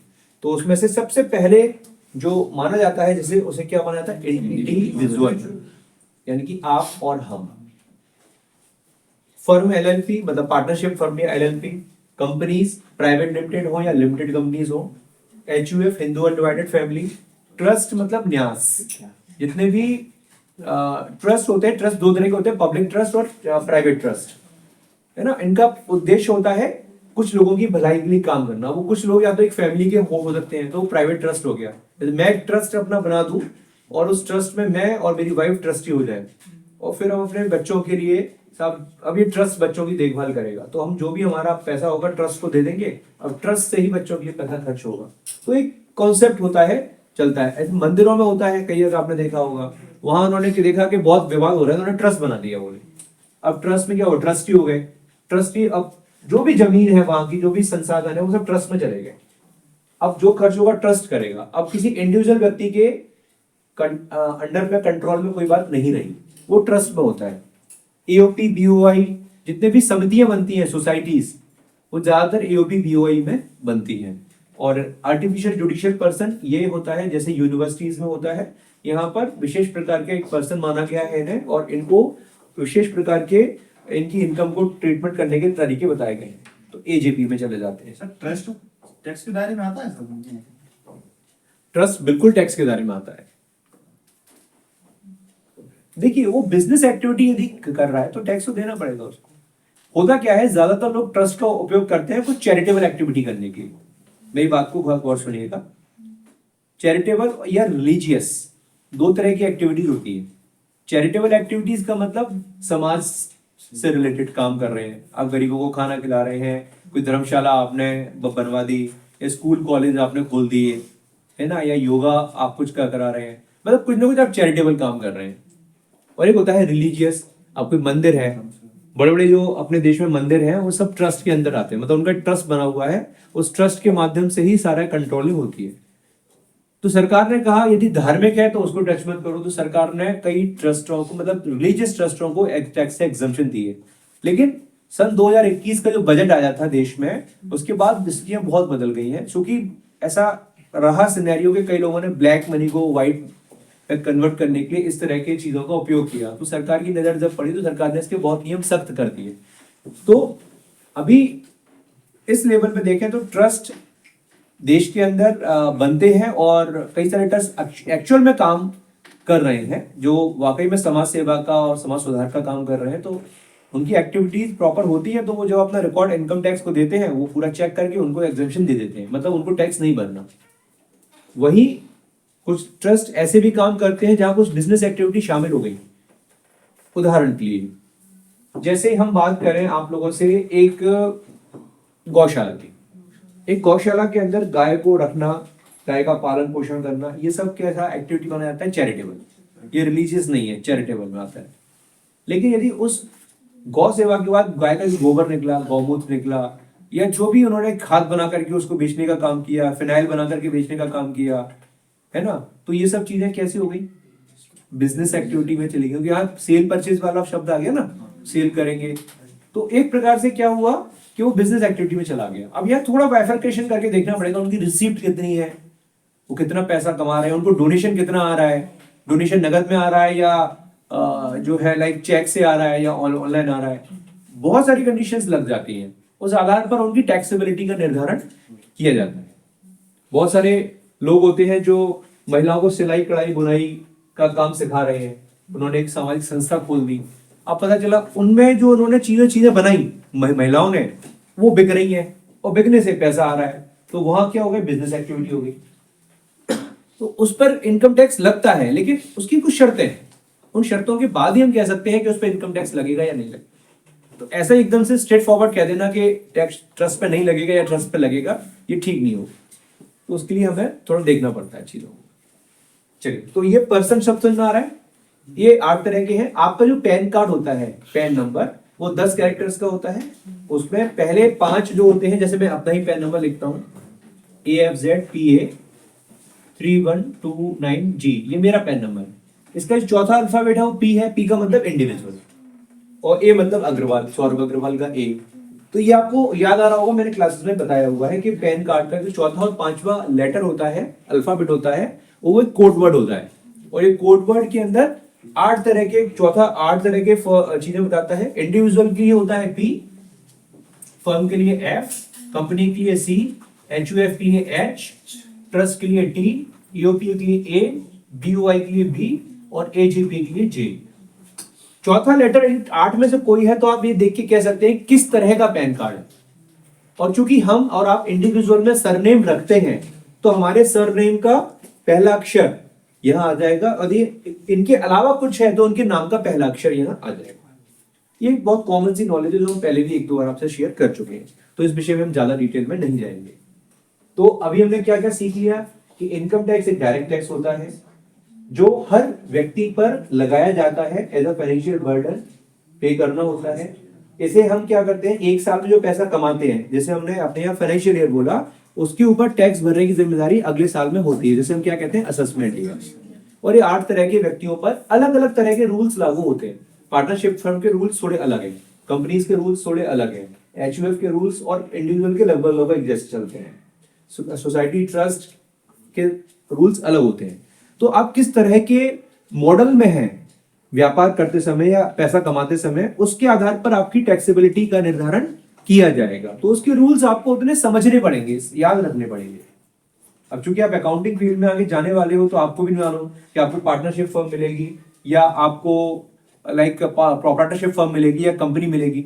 तो आपको अपने आप को रेडी करना पड़ेगा हर तरह के टैक्सेशन के लिए।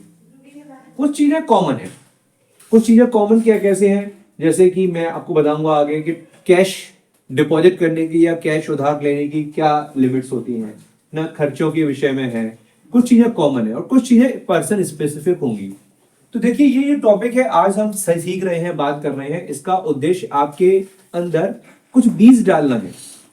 और ये इनकम टैक्स रूपी पौधा कितना बड़ा होगा, क्या होगा, ये तो भविष्य में पता चलेगा, क्योंकि आप में से कई लोगों के पास इंटरेस्ट नाम का एक हथियार होता है। इंटरेस्ट मतलब रुचि। अब किसी की रुचि इसमें जाग गई, बोले टॉपिक तो बड़ा इंटरेस्टिंग है, तो आप क्या करोगे, फिर इसमें और जाके डीपली स्टडी करोगे। क्योंकि आज हम डिजिटल युग में है, तो यूट्यूब है, गूगल है, सब कुछ हमारे पास उपलब्ध है। और आपकी रुचि नहीं जागी, कोई बड़े से बड़े टीचर भी आ जाए तो आप उसमें कुछ नहीं करने वाले। तो ये सब जो क्लासेस होती हैं, इनका उद्देश्य है आपके अंदर एक बेसिक स्पार्क देना, इनिशिएट करना आपको। इसके बाद की यात्रा फिर कहीं ना कहीं आपको अपने आप से करनी होगी। तो ये कुछ वो काम हो रहा है कि वो धरती से वो ग्रेविटी वाला जो फोर्स होता है, उसके थ्रू आपको ऊपर उठाने की कोशिश की जा रही है। तो पहली क्लास जो आज है हमारी, वो इनकम टैक्स से रिलेटेड ही है, जिसमें हम इनकम टैक्स के बारे में कुछ बेसिक बातें समझने का प्रयास कर रहे हैं। ठीक है, तो अभी हम इसको थोड़ा सा आगे कंटिन्यू करें। पर्सन और ये दोनों शब्द हमें समझ में आ गए हैं। तीसरा जो सबसे इंपॉर्टेंट चीज आती है वो होती है इसके अंदर इसका रेजिडेंशियल स्टेटस। मैं इस विषय में बहुत ज्यादा डिटेल में आपको नहीं ले जाऊंगा क्योंकि टाइम का भी मुझे ध्यान रखना है। एक टॉपिक और आता है जिसका नाम है रेजिडेंशियल स्टेटस। अभी इस लेवल पर आपको इसकी जरूरत ज्यादा नहीं पड़ेगी, बट मैं फिर भी आपको केवल एक दो लाइनों में खत्म करूंगा, ज्यादा लंबा नहीं ले जाऊंगा। आपने कई बार देखा होगा कि आईपीएल चल रहा है, अभी जैसे आईपीएल अब आएगा, अभी तो नीलामी हुई है, बहुत सारे विदेशी खिलाड़ी खरीदे जाते हैं। और उसमें क्या होता है, वो लोग यहाँ आते हैं और यहाँ क्रिकेट खेलते हैं और यहाँ इनामी राशि जीत के जाते हैं। कई बार बहुत सारी विदेशी कंपनियों के जो कर्मचारी होते हैं वो विदेश में से यहाँ आते हैं, यहाँ काम करते हैं और कंपनी उनको सैलरी यहाँ देती है इंडिया में। और उल्टा भी होता है, हमारे यहाँ के कर्मचारी बाहर जाते हैं, विदेशों में रह रहे हैं कई सालों से और वहां पैसा कमा रहे हैं, ऐसा भी हो रहा है। ठीक है ना, बहुत सारे एक्टर्स आते हैं विदेशों से, वो यहाँ पर काम करते हैं, पैसा कमाते हैं। तो कुल मिला के ऐसे कई तरह के लोग होते हैं जो दूसरे देशों से यहाँ आकर के रह रहे हैं और फिर भी वो पैसा कमा रहे हैं। हमारे देश का व्यक्ति ऑस्ट्रेलिया के बिजनेस खोल लिया उसने, वो आना जाना उसका लगा रहता है, या वहां वो जॉब कर रहा है या वो वहां जाके परफॉर्म कर रहा है, क्रिकेट खेल रहा है, तो ये सब चलता रहता है। व्यापार भी अपना विदेशों से खूब चलता है, समुद्र के रास्ते से, हवाई रास्ते से। तो अल्टीमेटली सरकार का कहना यह है कि भैया आप इस देश में पैसा कमा रहे हो, हमारे देश का व्यक्ति कुछ समय के लिए बाहर अगर वहां से पैसा कमा के लेकर आ रहा है तो उस पर भी टैक्सेशन के रूल्स लागू होंगे। तो आपका जो सिटीजनशिप है वो इंडिया की हो या ना हो, क्लियर समझ लेना। सिटीजनशिप, नागरिकता, बेशक आपके पास इंडिया की नहीं है, आप बाहरी नागरिक को, विदेशी नागरिक को, लेकिन जब इंडिया में रह रहे हो और पैसा कमा रहे हो तो इसका मतलब क्या होगा कि आपको टैक्स इंडिया में जाकर के देना पड़ेगा। ये बात समझने वाली है। तो रेजिडेंशियल स्टेटस करके जो टॉपिक होता है उसमें ये पता लगाया जाता है कि जिस व्यक्ति, मैं व्यक्ति को अंडरलाइन कर रहा हूं बार बार, तो आपको समझना होगा केवल आप और हम नहीं, कंपनी ही कोई है जो विदेश की है और इंडिया में आकर उसने ऑफिस खोल लिया और यहाँ व्यापार कर रही है, तो उसको यहाँ के टैक्सेशन नियमों के हिसाब से टैक्स देना पड़ेगा। तो again it's a bit complicated, इतना इजी नहीं होता है चीजें समझना और करना, बट एज एन स्टार्टिंग आपको समझ में आ रहा है कि यस सर, कि मतलब हमें नागरिकता इज अ डिफरेंट थिंग, उसका निवासी स्थिति देखनी होगी कि वो भारत का निवासी माना जाएगा या भारत के बाहर का, उसी अकॉर्डिंगली टैक्सेशन के रूल्स चेंज हो जाएंगे। अब आता है चौथा important topic, head of income. Head of income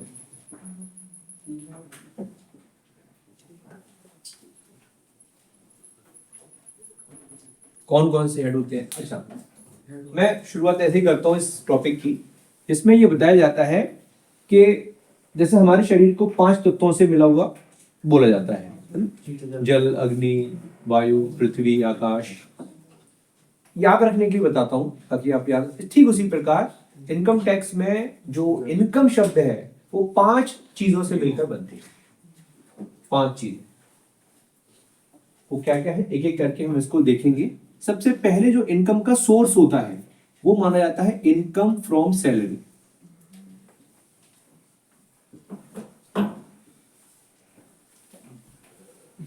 मैं 5 इनकम के हेड पहले एक बार लिख देता हूं, फिर एक एक करके आपसे इस विषय पर चर्चा करूंगा। B, income from house property.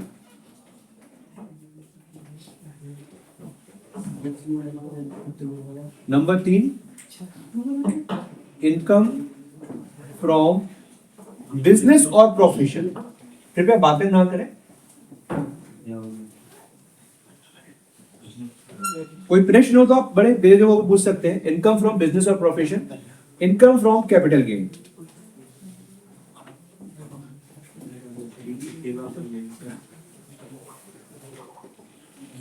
Number 5, income from other sources. जैसे आपने बोला कि रेजिडेंशियल स्टेटस वाला, तो उसमें कोई कंपनी या आदमी बाहर से इंडिया में बिजनेस कर रहा है तो उसको इंडिया के हिसाब से टैक्सेशन पे करना पड़ेगा। तो उसने इंडिया में टैक्स पे किया, उसको बाहर भी टैक्स पे करना पड़ेगा जैसे अमेरिका में। नहीं, इसमें क्या होता है कि जो कंट्रीज होती है ना, उनके बीच में टैक्स के एग्रीमेंट्स होते हैं। अब वो डिपेंड करेगा उन दो कंट्रीज के बीच में टैक्स के एग्रीमेंट है कि नहीं, तो वो डिपेंड करेगा। अभी इसको एकदम से बता पाना मुश्किल है कि उस पर्टिकुलर कंट्री में एग्रीमेंट है या नहीं, तो डबल टैक्सेशन ना लगे इसलिए इस तरह की जो ट्रीटी होती है, ट्रीटी बोलते हैं इनको, एग्रीमेंट्स, उनमें संधि, उनमें इस तरह की बातों को ध्यान रखा जाता है कि डबल टैक्सेशन ना हो जाए। बट फिर भी कई जगह हो ही जाता है, मतलब वो नहीं बच पाता, कई जगह नहीं भी होता। तो अब डिपेंड करेगा कि अब आप, मैंने कहा रेजिडेंशियल स्टेटस निकालना अपने आप में कॉम्प्लिकेटेड प्रोसेस है, क्योंकि वो ऑर्डिनरी है, नॉन ऑर्डिनरी है। उसके लिए 4 सालों का आपका भारत आने जाने का रिकॉर्ड देखा जाएगा, आप कितने दिन भारत में रहे, कितने दिन विदेश में रहे। यदि उससे पता चला तो पिछले 8 सालों का रिकॉर्ड आपका देखा जाएगा। तो ऐसे बहुत सारे फैक्टर्स होते हैं जिनके आधार पर कहा जाता है कि टैक्सेशन लगेगा या नहीं लगेगा। लेकिन प्रश्न जो है वो आपका ये है कि इंडिया में टैक्स लग गया तो बाहर भी लगेगा क्या, या बाहर लग गया तो इंडिया में भी लगेगा क्या। तो देखिए एग्जाम्पल बताता हूँ। एक मेरे फ्रेंड है सतीश गुप्ता, वो मुरैना के ही है। अभी वो दुबई में पिछले 5-6 सालों से दुबई है, 6 सालों से। वो इंडिया ना के बराबर आते हैं, 2-4 साल में एक आध बार आ गए। तो बेसिकली उनका रिटर्न जब मैंने भरा उनका, तो यहाँ पर हमने केवल उनका जो बैंक इंटरेस्ट आ रहा था उसका ही रिटर्न भरा। अब उनको वहां जो सैलरी मिल रही है दुबई में उस कंपनी में, उसका हम यहाँ कोई भी ब्यौरा नहीं देते, केवल मेंशन कर देते हैं कि इनका टैक्स एक नंबर होता है, वो मेरे दिमाग से स्लिप हो रहा है, एक नंबर होता है टैक्स से कुछ नंबर रहता है, वो हमें मेंशन करना होता है जो फॉरेन में रह रहे होते हैं, तो फिर वो यहाँ पर उसका टैक्स नहीं लगेगा। बोले क्वेश्चन हमारा, जैसे अक्षय कुमार के पास कनाडा की, नहीं बिल्कुल पूछने दें। जैसे अक्षय कुमार के पास कनाडा की ना वो है सिटीजन, ठीक है, तो जैसे वो यहाँ टैक्स फ्री होंगे? नहीं, क्यों सर? जब यहाँ इंडिया में फिल्में कर रहे हैं, इंडिया के लोगों से अपना फीस ले रहे हैं, तो इंडिया में टैक्स भरना पड़ेगा। तो वहाँ पे भी भर रहे होंगे।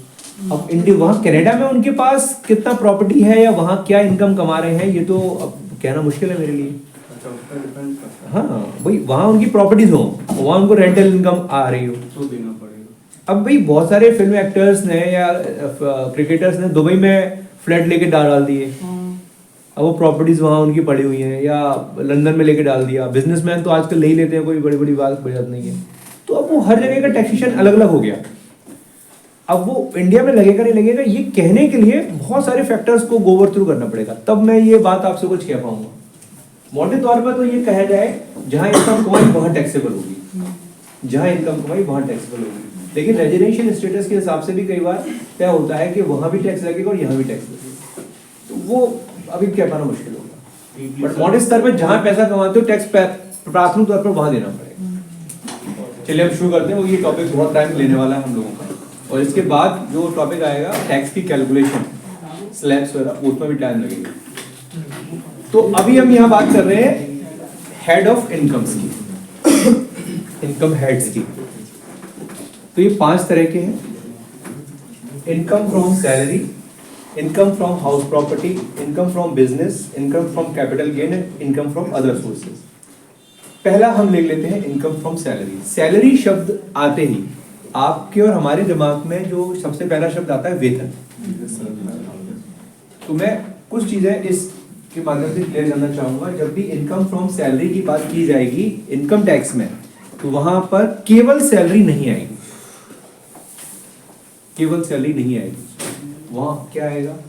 वहां आएगा पेंशन भी सैलरी का पार्ट मानी जाएगी। पेंशन मिलती है सर? एक दिन मेरी बात सुनो, पेंशन मिलती है, अभी मिलती है। आप समझिए अभी जो न्यू पेंशन स्कीम जो आई थी वो अभी कुछ समय पहले आई है, क्योंकि कर्मचारी तो आज से बहुत समय पहले से काम करते आ रहे हैं। तो जो लोग पुरानी उसमें है तो उनको पेंशन अभी भी मिल रही है।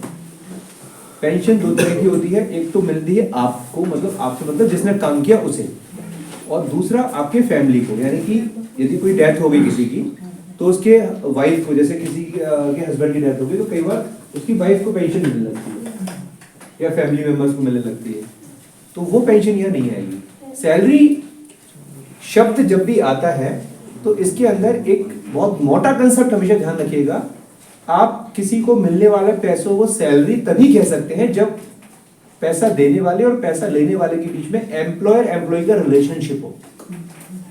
जरूरी नहीं है कि मैं किसी को पैसा दे रहा हूं हर महीने तो वो सैलरी ही हो, वो कुछ और भी हो सकता है, उसको कुछ और नाम दे सकते हैं। वैसे मोटे तौर पे 5 से ज्यादा कोई हेड है नहीं, इससे बाहर कोई कहानी जाएगी, बट सैलरी ही क्यों और सैलरी किसे कहेंगे, तो उसके लिए बात हो रही है।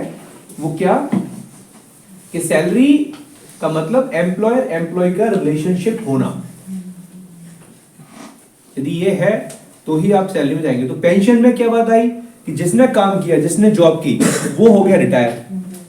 अब रिटायर होने के बाद उसको हर महीने आ रही है पेंशन, तो उसके लिए वो किस हेड में टैक्सेबल होगी, तो वो हेड कौन सा होगा, इनकम फ्रॉम सैलरी। लेकिन उसकी डेथ के बाद उसकी फैमिली को या उसकी वाइफ को पेंशन मिल रही है, वो कहाँ जाएगी, इनकम फ्रॉम अदर सोर्सेज, क्योंकि वहां वो एम्प्लॉयर एम्प्लॉय का रिलेशनशिप खत्म हो गया। सैलरी शब्द के अंदर आपका बोनस भी आता है, यदि कोई सेल्समैन है या कोई मार्केटिंग से रिलेटेड व्यक्ति को कमीशन ही मिलता है, वो भी इसका पार्ट है। इसके अलावा यदि हमें वेतन के अतिरिक्त कुछ अन्य सुविधाएं भी मिल रही हैं, वो भी सैलरी का पार्ट है। आपने देखा होगा कई लोगों को कंपनी फ्लैट दे देती है, बंगला दे देती है, गाड़ी दे देती है, बोले जाओ गाड़ी का यूज करो, विदेश यात्राएं करवा रही है, उनको बहुत सारी फैसिलिटीज प्रोवाइड कर रही है, कंपनी अपने शेयर्स दे देती है अपने कर्मचारियों को, अपनी कंपनी के। सब कुछ किसका पार्ट बनेंगे, इनकम फ्रॉम सैलरी। और सर ये टिप्स नहीं, टिप्स कौन सी, जैसे वो अतिरिक्त दे देते हैं, बोनस बोलो आप। टिप क्यों बोल रहे हो, टिप तो वेटर को दी जाती है।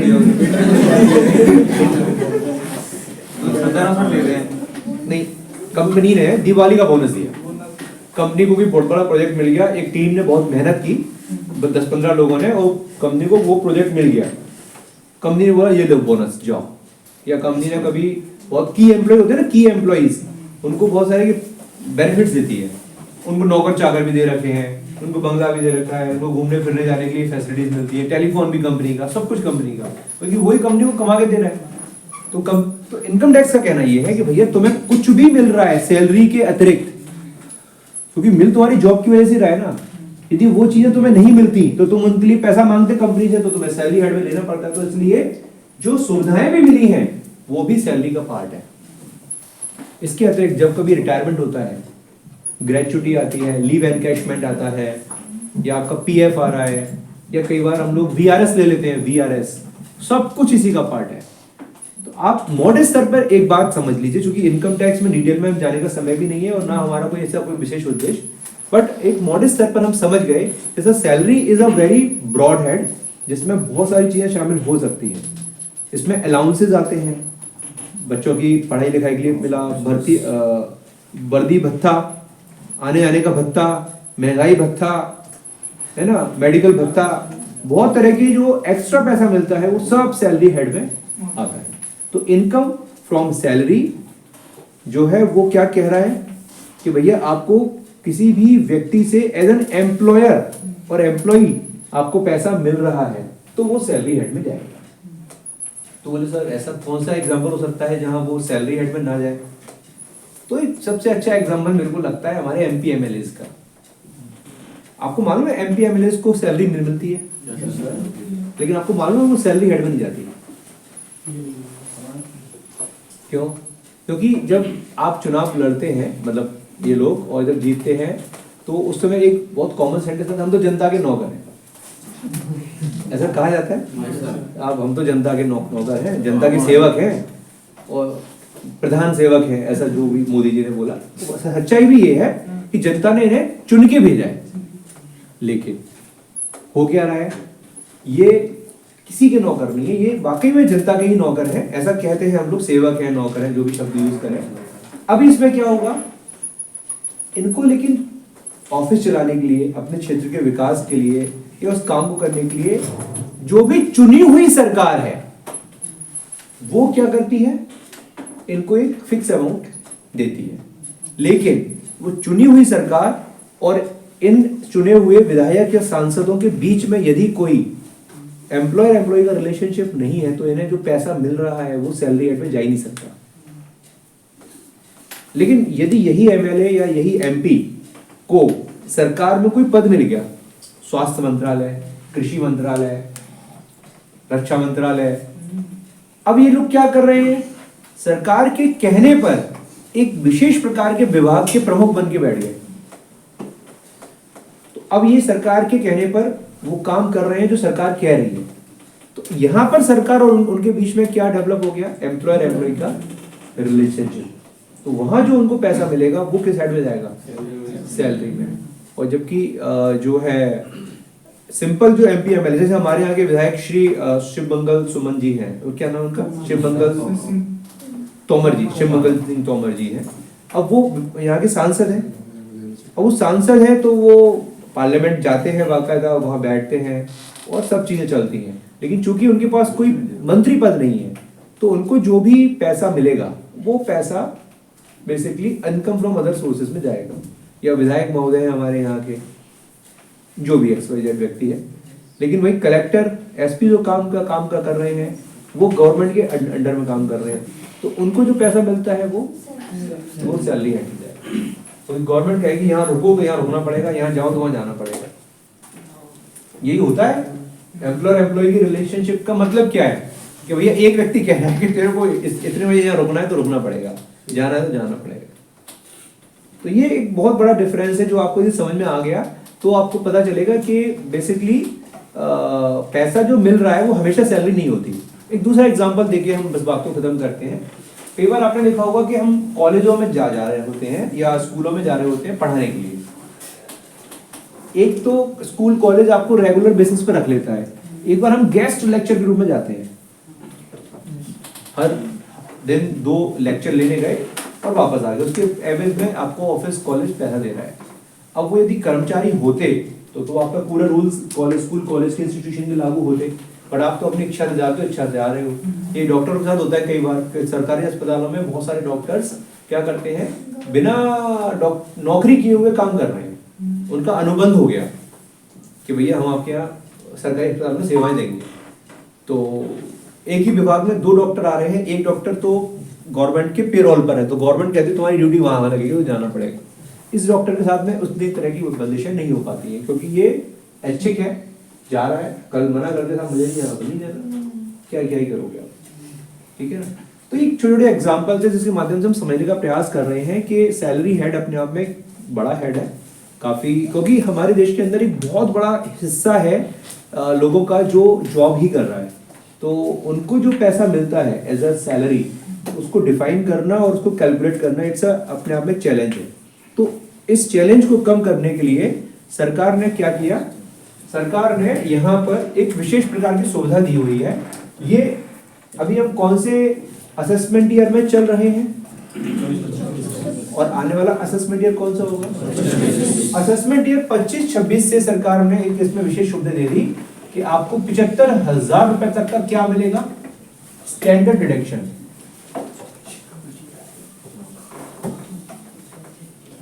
मतलब क्या है, आप जितना भी सैलरी कमाओगे सरकार कह रही है हम 75,000 रुपए छोड़ देंगे, उस पर टैक्स मत देना। क्यों नहीं दोगे, सरकार कहती है देखो आप लोग ना बहुत तरह के खर्चे भी करते हो, है ना, बहुत तरह के आपको बेनिफिट्स भी मिलते हैं, लेकिन सबको कैलकुलेट कर पाना, हिसाब किताब रख पाना हमारे बस की बात नहीं है, तो हम तो आपको सीधा सीधा 75,000 रुपए की छूट दे रहे हैं। तो चाहे प्राइवेट कर्मचारी हो चाहे गवर्नमेंट कर्मचारी हो, उसको जो भी सैलरी मिलेगी उस पर 75,000 रुपए माइनस करके ही टैक्स कैलकुलेट होगा। तो ये स्टैंडर्ड डिडक्शन मिलता है आपको कहाँ, इनकम फ्रॉम सैलरी में। कोई बुजुर्ग है तो उसको क्या क्या मिलता है, ब्याज। कोई रिटायर हो गया तो पेंशन आ रही है तो यहाँ टैक्सेबल होगी, लेकिन उसको मिल रहा है ब्याज। ठीक है, चलो और भी चीजें हम डिस्कस करेंगे। सैलरी में बहुत सारी चीजें हैं, अभी इतना आप समझ लो। मोटा पॉइंट क्या था, नंबर 1 सैलरी की डेफिनेशन केवल हर महीने मिलने वाले पैसे से तक सीमित नहीं है। नंबर 2 सैलरी जो मिलेगी उसके अंदर जितना भी हमको बेनिफिट्स मिलते हैं, जो जिसे बोलते हैं नॉन मॉनेटरी, पैसे के रूप में नहीं मिल रहे बेनिफिट, लेकिन बेनिफिट मिल रहे हैं, वो भी सैलरी का पार्ट बनेंगे। जैसे मकान मिला हमें, कोई बंगला मिला, कोई फ्लैट मिला, नौकर चाकर मिले, कार मिली कंपनी की तरफ से, बैंकर्स को बहुत मिलता है ये सब चीजें, वहाँ उनके हाथ में सैलरी वो टैक्सेबल हो जाती है। तो इस तरह से है। और फिर उसके बाद हमने देखा कि इसमें बहुत सारे अलाउंसेस भी होते हैं, और जब रिटायरमेंट होता है तो वहाँ से जो इकट्ठा पैसा आता है वो भी इसी हेड में टैक्सेबल होता है। हमने देखा कि यदि पेंशन मिल रही है और यदि जिस व्यक्ति की जॉब है वो उसकी डेथ हो गई तो उसकी फैमिली को यदि वो पेंशन मिलेगी, वो इस हेड में टैक्सेबल नहीं हुई, क्योंकि एम्प्लॉयर एम्प्लॉय का रिलेशनशिप उनके बीच में नहीं था, तो वो कहाँ चली जाएगी, अदर सोर्सेज में। ये मोटी मोटी कुछ बातें हमने यहाँ पर आपको शेयर की। अब बात करते हैं हाउस प्रॉपर्टी की। हाउस प्रॉपर्टी का अर्थ होता है मकान। अब देखिए, किसी व्यक्ति को कहीं से किसी भी प्रकार की आय हो रही है किराए की, तो वो कहाँ पर जाके टैक्सेबल होगी, नंबर 1 बात। नंबर 2 बात, सरकार इस पर आपको 30% का स्टैंडर्ड डिडक्शन देती है।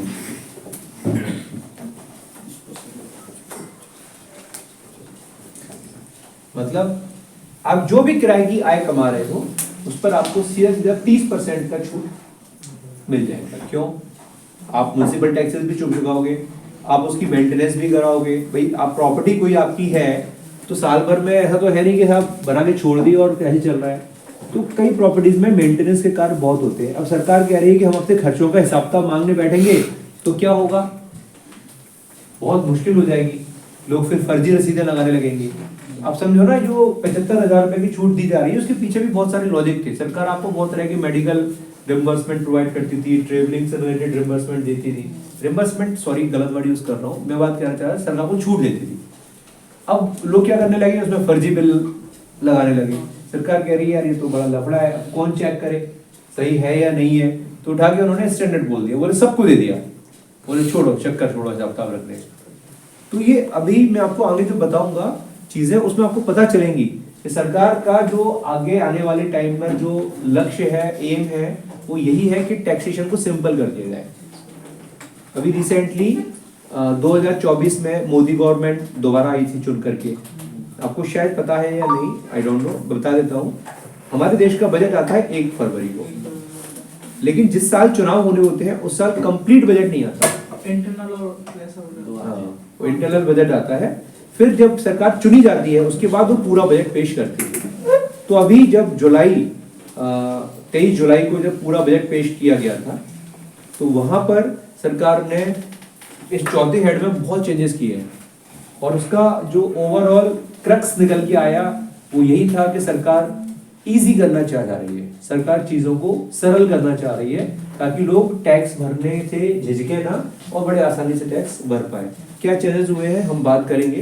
तो हम फटाफट से इनकम फ्रॉम हाउस प्रॉपर्टी को पहले समझने का प्रयास करते हैं। तो पहला पॉइंट यही आया कि मेरे पास कोई दुकान है, मकान है, कोई गोडाउन है, कोई भी किसी भी तरह की प्रॉपर्टी है, मुझे किसी भी तरह का किराया आ रहा है तो वो इस हेड में जाकर टैक्सेबल होता है, इनकम फ्रॉम हाउस प्रॉपर्टी। उस किराए की आय में से 30% का सीधा सीधा डिडक्शन मुझे दे दिया जाएगा। ठीक है, नंबर 2 पॉइंट। नंबर 3 पॉइंट, यदि आपने कोई मकान रहने के लिए बनवाया और उसके लिए होम लोन लिया था तो उस होम लोन पर क्या चुकाया होगा आपने, ब्याज। तो होम लोन का जो इंटरेस्ट होता है उसकी छूट इस सेक्शन में दी जा सकती है, अधिकतम 2 लाख रुपए तक। उसको बाद में 3.5 लाख भी किया गया, उसमें कुछ कंडीशंस डाली गई। बट अभी मॉडल स्तर पर आप समझ लीजिए कि 2 लाख रुपए तक की आपने कोई होम लोन का मतलब होता है रहने के लिए घर बनवाना, उसके लिए लिया गया लोन। आपने कोई दुकान या कोई बड़ा शोरूम बनवाने के लिए लोन लिया तो वो होम लोन की कैटेगरी में नहीं आएगा। होम लोन का अर्थ ही है होम लोन, रहने वाला घर। उसके लिए आपने कोई होम लोन लिया और उस पर ब्याज चुका रहे हैं तो उसकी छूट मिलती है आपको। क्यों? सरकार कहती है भैया देश में लोगों पर रहने के लिए घर नहीं है, अब हम तो हर किसी को बना के दे नहीं सकते, तो क्या किया जाए, बोले लोगों को मोटिवेट किया जाए कि बोले आप अपना घर खरीदो, अपना घर खुद बनवाओ। सर प्रधानमंत्री जी ने चलाई थी वो प्रधानमंत्री आवास योजना, मुझे मालूम है। तो उसमें क्या हुआ, अदरसुमा में मल्टीज बनी इतनी सारी, कितने लोग रहने जा पाए और कितने फ्लैट कंप्लीट हुए हुआ। देखो सरकार वही तो कह रही है कि हम जो प्रयास कर रहे हैं वो प्रयास इतने देश की जनसंख्या है उसमें पूरे नहीं पड़ेंगे, तो लोग अपना घर बनवाने की हिम्मत कर पाए, मैं ऐसे बोलूं सरल शब्दों में, उसके लिए क्या करना, उनको मोटिवेट करना पड़ेगा, उनको इनाम देना पड़ेगा, उनको रिवार्ड देना पड़ेगा। तो सरकार ने क्या रिवार्ड दिया, बोले टैक्स में छूट। तो हुआ कई लोगों ने बोले यार घर तो बनवाना है, बढ़िया 2 लाख रुपए के ब्याज की छूट और मिल जाएगी, तो फ्लैट खरीद लिया या कोई प्लॉट खरीद के उसमें घर बनवा लिया। तो बेसिकली हो ये रहा है कि यदि आपकी कोई इनकम है होम हाउस प्रॉपर्टी से, तो वो यहाँ पे दिखानी पड़ेगी। इनकम मान के चलो नहीं भी है, आपने खुद के रहने के लिए भी घर बनवाया, उस पर ब्याज चुका रहे हो, तो उसकी भी छूट आपको यहाँ से मिल जाएगी। मोटे स्तर पर किराए की जो आय आएगी वो आपको इस हेड में दिखानी होगी, ये बात आपको याद रखनी है। सर जैसे कंपनीज फाउंडर कंपनीज से सैलरी लेती हैं, हाँ तो वो किस स्लैब के अंदर जाएंगे? हाँ, बहुत अच्छा प्रश्न है, सुन लो ये पॉइंट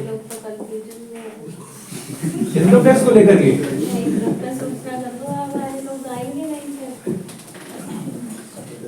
सुन लो, डायरेक्टर्स कहते हैं, जो कंपनीज होती हैं, कंपनीज में होते हैं डायरेक्टर्स। डायरेक्टर 2 तरह के होते हैं, एक तो होते हैं एग्जीक्यूटिव डायरेक्टर, मतलब जो वर्किंग में होते हैं, डेली जा रहे हैं, प्लांट पे बैठ रहे हैं और ऑपरेशंस अपने इंडस्ट्री के कंपनी के देख रहे हैं, तो एक्टिव डायरेक्टर हो गए। ऐसे डायरेक्टर को जो रेम्यूनरेशन यानी कि सैलरी दी जाती है वो सैलरी हेड में जाएगी। लेकिन कुछ डायरेक्टर्स ऐसे होते हैं जो पार्ट टाइम वाले हैं, मीटिंग्स में आए फिर नहीं आए, मतलब एक्टिवली बिजनेस के ऑपरेशंस नहीं देख रहे, उनको यदि सैलरी दी जाती है तो वो अदर सोर्सेस में जाएगी। Income from house property 2 sections में मोटा क्या समझ में आ गया, सैलरी का मतलब क्या है, और हाउस प्रॉपर्टी में रेंटल इनकम आती है। दूसरा, यदि हमने कोई होम लोन लिया है तो उसके ऊपर ब्याज की भी छूट मिल जाती है, वो हमें इन 2 सेक्शंस में समझ में आ गया। बिजनेस प्रोफेशन, ये आप लोगों का सेक्शन है, ये आप लोगों का हेड है। आप लोग जो अकाउंटिंग करोगे, अकाउंटिंग क्या की होगी, व्यापार की। व्यापार से क्या निकल के आएगा, प्रॉफिट या लॉस, तो वो कहाँ रिपोर्ट करना पड़ेगा हमें, बिजनेस प्रोफेशन। देखिए इनकम फ्रॉम बिजनेस प्रोफेशन के अंदर बिजनेस और प्रोफेशन 2 शब्दों का उपयोग किया गया है, दोनों में अंतर पता है? बिजनेस क्या होता है, प्रोफेशन क्या होता है? व्यापार का मतलब जहां हम कोई ना कोई गुड्स का कुछ या सर्विसेज का ऐसा काम कर रहे हैं या प्रोफेशनल नॉलेज इनबिल्ट नहीं है।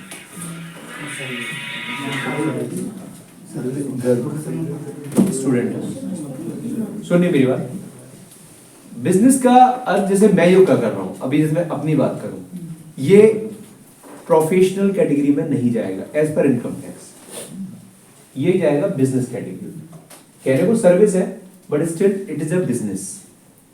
कोरियर एजेंसी का काम मैं कर रहा हूं, बिजनेस, लेकिन मैं कोई सीए हूं, वकील को भी ले लेते हैं, वकील भी आ जाते हैं, डॉक्टर्स, इंजीनियर्स, ऑर्थोपेडिक्स, वो डॉक्टर्स में सब आ जाते हैं, फिजियोथेरेपिस्ट, कोरियोग्राफर्स, आर्किटेक्ट्स, ये सब कुछ लिस्ट है उन लोगों को इनकम टैक्स ने प्रोफेशनल कहा है। तो ऐसे लोग यदि पैसा कमाएंगे तो उनको प्रोफेशनल कहा जाएगा, उनकी इनकम भी इसी हेड में रिपोर्ट की जाएगी। बाकी जितने लोग काम कर रहे हैं वो सब क्या कर रहे हैं, even this service sector is also includes in business sector, not in professional. Professional का मीनिंग क्या होता है? पेशा। और पेशेवर व्यक्ति जो होते हैं ना, वो अपने काम के एक्सपर्ट्स होते हैं। तो यहाँ बात हुई इनकम फ्रॉम बिजनेस प्रोफेशन की। तो इनकम फ्रॉम बिजनेस प्रोफेशन में अल्टीमेटली क्या आएगा, नेट प्रॉफिट। आप जो P&L से नेट प्रॉफिट निकालेंगे वो हमें यहाँ रिपोर्ट करना है। अब नेट प्रॉफिट निकाला तो नेट प्रॉफिट में तो ऑलरेडी सारे खर्चे हम माइनस कर चुके हैं। P&L तो सब समझते हैं ना, profit and loss, indirect expenses, तो इससे ज्यादा तो कोई खर्चा माइनस होगा नहीं, तो वो सारे खर्चे घटा पिटा के यहाँ आ जाए। तो बिजनेस प्रोफेशन के अंदर और क्या चीजें आ सकती हैं? बिजनेस प्रोफेशन के अंदर आप लोगों को ध्यान ये रखना है कि जो खर्चे हम लोग लिखते हैं वो खर्चे रेवेन्यू खर्चे हैं या कैपिटल एक्सपेंडिचर, ये इस पर कई बार डिस्प्यूट होता है डिपार्टमेंट और व्यापारी के बीच में। रेवेन्यू एक्सपेंसेस के विषय में पता है आप लोगों को? रेवेन्यू एक्सपेंसेस मतलब जो खर्चे P&L में लिखे जाते हैं, प्रॉफिट एंड लॉस अकाउंट में, वो सारे रेवेन्यू एक्सपेंसेस हैं। और जिन खर्चों को हमें बैलेंस शीट में लिखना होता है उन्हें हम बोलते हैं कैपिटल एक्सपेंडिचर। तो ये थोड़ा सा देखने का विषय होता है। तो नॉर्मली इस तरह के रिटर्न्स भरने के लिए आप लोगों को एक शब्द यूज करना पड़ता है ऑडिट। मतलब जो फर्म है जिनका टर्नओवर बड़ा है उन्हें अपने फर्म की क्या करानी पड़ती है, पहले एक टॉपिक है जिसमें हम अभी आपसे अगले बार में बात करेंगे, जैसे बताएंगे कि ऑडिट क्या होती है। और एक और तरह का रिटर्न भरा जाता है जिसे बोलते हैं अनुमानित आय का रिटर्न, प्रिजम्पटिव इनकम का रिटर्न, वो भी इसी हेड में भरा जाता है। उसके विषय में अगली बार बात करेंगे। तो अभी ज्यादा डिटेल में ना जाते हुए इस टॉपिक को यही फिनिश करते हैं। अब जो करना है इनकम फ्रॉम कैपिटल गेन। अब हम जो अभी कह रहे थे बात कैपिटल गेन वाली, उस पर आ रहे हैं क्योंकि दोनों हेड एक साथ में यूज होंगे। वो कैपिटल गेन शब्द आप में से कई लोगों शायद पहली बार सुन रहे होंगे, इससे पहले कभी कैपिटल गेन जैसा शब्द आपने नहीं सुना। तो इस बात को समझिए कि हम कई बार जब कुछ संपत्तियों को बेचते हैं तो उस पर होता है लाभ या हानि। हानि होगी तो अगले सालों में कैरी फॉरवर्ड हो जाएगी। एक प्रश्न ये भी आ सकता था कि बोले सर लाभ हो रहा है तो इनकम टैक्स ले रहा है, यदि हानि होगी तो क्या हमें पैसा वापस करेगा? नहीं, इनकम टैक्स कहता है हानि होने पर आप उसको अगले सालों में कैरी फॉरवर्ड कर सकते हैं। कितने साल तक? 8 साल तक। तो यहां पर हमने कहा कैपिटल गेन। तो कैपिटल गेन शब्द का अर्थ है कि आपने कुछ संपत्तियां बेची जिन्हें इनकम टैक्स की भाषा में कहा जाता है कैपिटल असेट्स। ये कौन कौन सी हो सकती हैं? तो मॉडर्न स्तर पे बता रहा हूं अभी, क्योंकि नॉलेज फिर बढ़ाने के लिए बहुत मेहनत करनी पड़ेगी आप लोगों के साथ में। शेयर्स, सबसे कॉमन नाम आपने समझा, share market. Number 2 mutual funds. Number 3 properties. इतनी सी बात समझ लो, 3 मोटे मोटे पॉइंट। प्रॉपर्टी से बात शुरू करता हूं। प्रॉपर्टीज को खरीद के और बेचना, इस प्रक्रिया में कई बार देखने में आता है कि वैल्यू बहुत ज्यादा बढ़ जाती है, जिसको बेचने से हमें क्या होता है? लाभ हो जाता है। अब उस लाभ के ऊपर हमें क्या करना होता है? टैक्स देना होता है सरकार। हालांकि उसको बचाने के कई रास्ते भी हैं, लेकिन यदि कई बार नहीं बच पा रहा है तो हमें सरकार को टैक्स देना है। तो इसको कहा जाएगा कैपिटल गेन। ठीक इसी प्रकार मैंने आज वो शेयर खरीदे और कुछ समय बाद हमने उसको बेचा। बेचने से यदि कोई लाभ हो रहा है तो वो भी कैपिटल गेन में जाएगा, उस पर भी टैक्स देना पड़ेगा। म्यूचुअल फंड में भी सेम कैटेगरी। और भी चीजें होती हैं, लिस्टेड सिक्योरिटीज होती है, डिवेंचर होते हैं, बॉन्ड होते हैं, बहुत सारी चीजें हैं। अभी इनमें से हम 2-3 चीजों पर बात कर रहे हैं। अभी पहले ये तय करना पड़ेगा कि मेरे को ये शॉर्ट टर्म में हुआ या लॉन्ग टर्म में। तो इसकी परिभाषा क्या होगी? 12 महीने या 24 महीने। यदि मैंने कोई शेयर या म्यूचुअल फंड, जिसे हम नॉर्मली इक्विटी बोलते हैं, इक्विटी शेयर मार्केट को, उसमें यदि हमने शेयर्स खरीदे थे, लेट्स एज्यूम अगस्त 2024 में, और अभी दिसंबर आते आते मुझे वो कंपनी का भाव ठीक मिल रहा है, मैंने वो शेयर बेच लिए। लेट्स एज्यूम मैंने 1 लाख रुपए का शॉर्ट टर्म प्रॉफिट कमा लिया। Now what will happen? मुझे उस पर क्या देना पड़ेगा? टैक्स। कितना? 20%। अभी तक ये 15% था, बट बजट के बाद इसको चेंज कर दिया गया है, यह 20% हो गया है। शॉर्ट टर्म, इसको 12 महीने से कम रख के बेचा तो शॉर्ट टर्म, और 12 महीने से ऊपर रख के बेचा तो अगस्त 2024 में खरीदा था और अगले साल दिसंबर 25 में हमने उसको बेचा, वो लॉन्ग टर्म में चला गया। लॉन्ग टर्म में 1.25 लाख रुपए तक की छूट दी गई है। 1,25,000 रुपए तक का यदि कोई टैक्स होगा।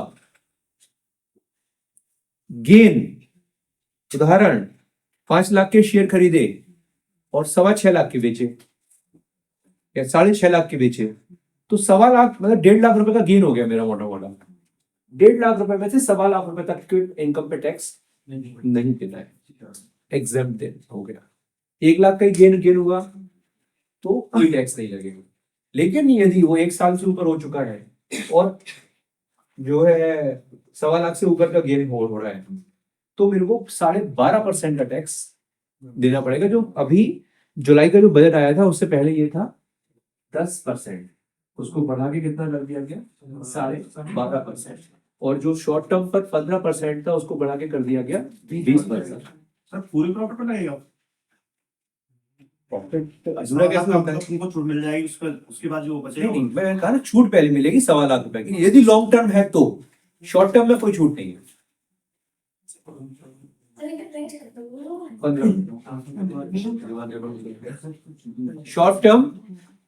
शॉर्ट टर्म कैपिटल गेन पर कोई किसी प्रकार की छूट नहीं है।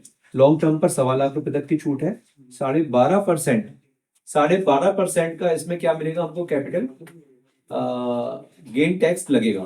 तो कैपिटल गेन दो तरह का होता है, शॉर्ट टर्म कैपिटल गेन और लॉन्ग टर्म कैपिटल गेन।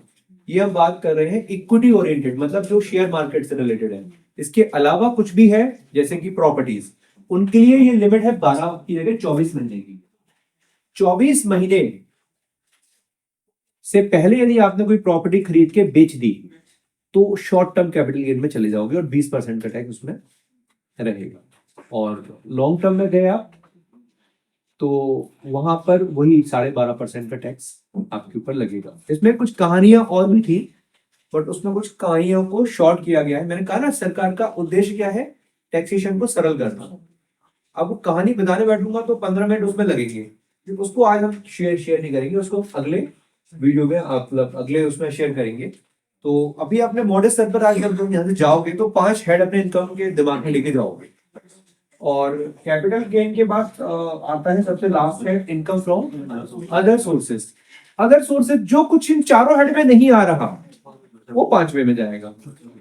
इसलिए इसका नाम एक और है, रेजिडुअल हेड, बचा हुआ, मतलब कुछ नहीं है तो यहां पर, जैसे ब्याज की इनकम, इंटरेस्ट की इनकम, और प्लॉट का किराया, कमीशन कई बार हमें मिलते हैं वो यहाँ पर हम लोग लिख देते हैं। कोई भी अगर जैसे हमें फैमिली पेंशन मिल रही है वो यहाँ पर आ गई, या ऐसे कुछ लोग हैं जिन्हें सैलरी हेड में सैलरी नहीं जा रही तो वो यहाँ जा जाएगी। जैसे कुछ डायरेक्टर्स को बताया था मैंने, अदर सोर्सेज में जाती है। तो ऐसे कई तरह की इनकमें होती हैं जो चारों में से ना तो वो सैलरी है, ना वो किराया है, ना वो हमारा जो है बिजनेस है, ना वो कैपिटल गेन है। वो कहाँ बचा फिर वो अदर सोर्स। तो वो आपको यहीं पर रिपोर्टिंग करनी पड़ेगी सरकार। तो ओवरऑल ये 5 तरह के हेड होते हैं इनकम टैक्स के अंदर, जिनमें हमें कोई ना कोई प्रकार की इनकम कभी ना कभी कोई ना कोई दिखानी ही पड़ती है। और हर एक हेड अपने आप में छोटी सी दुनिया है, ध्यान रखना। आप ये सोचो कि बस केवल हेड का नाम याद रखने से काम चलेगा तो नहीं चलेगा। मैंने बताया हर एक हेड अपने आप में छोटी सी दुनिया है। इनकम टैक्स तो एक बड़ी दुनिया है ही। इनकम टैक्स में ये जो चीज है वो अपने आप में एक छोटी सी दुनिया है। इसके अपने बहुत सारे रूल्स हैं। जब तक आप इस पूरे चीज को समझ के बाहर नहीं आओगे तब तक आप इस हेड की टैक्सेबल इनकम नहीं निकाल पाओगे। जैसे अभी आपको 75,000 की इनकम टैक्स डिडक्शन नहीं मांगो, मेरे को मिल रही है फॉर एग्जाम्पल 50,000 रुपये महीने की सैलरी, तो 50,000 रुपये के हिसाब से तुरंत हमने कैलकुलेशन लगा लिया, 12 पंजे 60, 6 लाख रुपए साल की। यदि आपको ये पता है कि इस पर मेरे को 75,000 की छूट मिलती है तो आप कह सकते हो साहब 5.25 लाख की टैक्सेबल इनकम है। आपको ये पता ही नहीं है तो आप कितना कहोगे 6 लाख रुपए टैक्सेबल इनकम है सैलरी हेड में, ठीक है ना। मेरे को 50,000 रुपये महीने का किराया आता है, साल का 6 लाख। आपके लिए टैक्सेबल किराया कितना हो गया, 6 लाख। मेरे लिए टैक्सेबल किराया कितना है, 4,20,000, क्योंकि 30% की स्टैंडर्ड डिडक्शन मेरे को हेड दे रहा है, ठीक है। ऐसे बहुत सारे रूल्स होते हैं इनकम टैक्स के अंदर जो हमें पता होने चाहिए। अब इसमें जो अगला टॉपिक हम लोगों को कवर करना है, इसमें हालांकि मुझे लग रहा है क्लास और लग सकती है अब, क्योंकि टैक्स का कैलकुलेशन करना भी आपको आना चाहिए, वो मैं आपसे शेयर करूंगा। इसमें जो आपके मतलब की सबसे इंपॉर्टेंट चीज होती है वो थी TDS TCS। अब अच्छा ये है उसके कजिन ब्रदर सिस्टर, कौन TDS TCS, क्योंकि लगते हो आते हो इनकम टैक्स के अंदर ही है, अलग से कोई टैक्स नहीं है। TDS TCS, tax deducted at source, tax collected at source are not different taxes, वो इनकम टैक्स का ही पार्ट है। एडवांस टैक्स क्या होता है ये भी हम आपको बताएंगे, अभी ऑडिट के बारे में बताना है। ऐसे बहुत सारी चीजें हैं जो आपके कैरियर के लिए, आपके इस फील्ड के लिए मददगार साबित हो सकती है। तो मुझे उम्मीद है कि अगली क्लास में हम इसको पूरा करने का प्रयास करेंगे। अगले संडे को हम 3 घंटे का कुछ एक प्लान करके चलें क्लास, ताकि ये सब चीजें कवर हो पाए, ठीक है। इंफॉर्मेशन ग्रुपों में आपको दे दी जाएगी। तो आज की क्लास को हम यहीं पर रखते हैं, और ये 5 हेड इनकम के जो आपके साथ शेयर किए गए, आप इस वीडियो के माध्यम से देख करके इसका रिवीजन कर सकते हैं। और अगले जो हमारा सीरीज होगा इस वीडियो का, उसके लिए आप जुड़े रहिए हमारे साथ। धन्यवाद।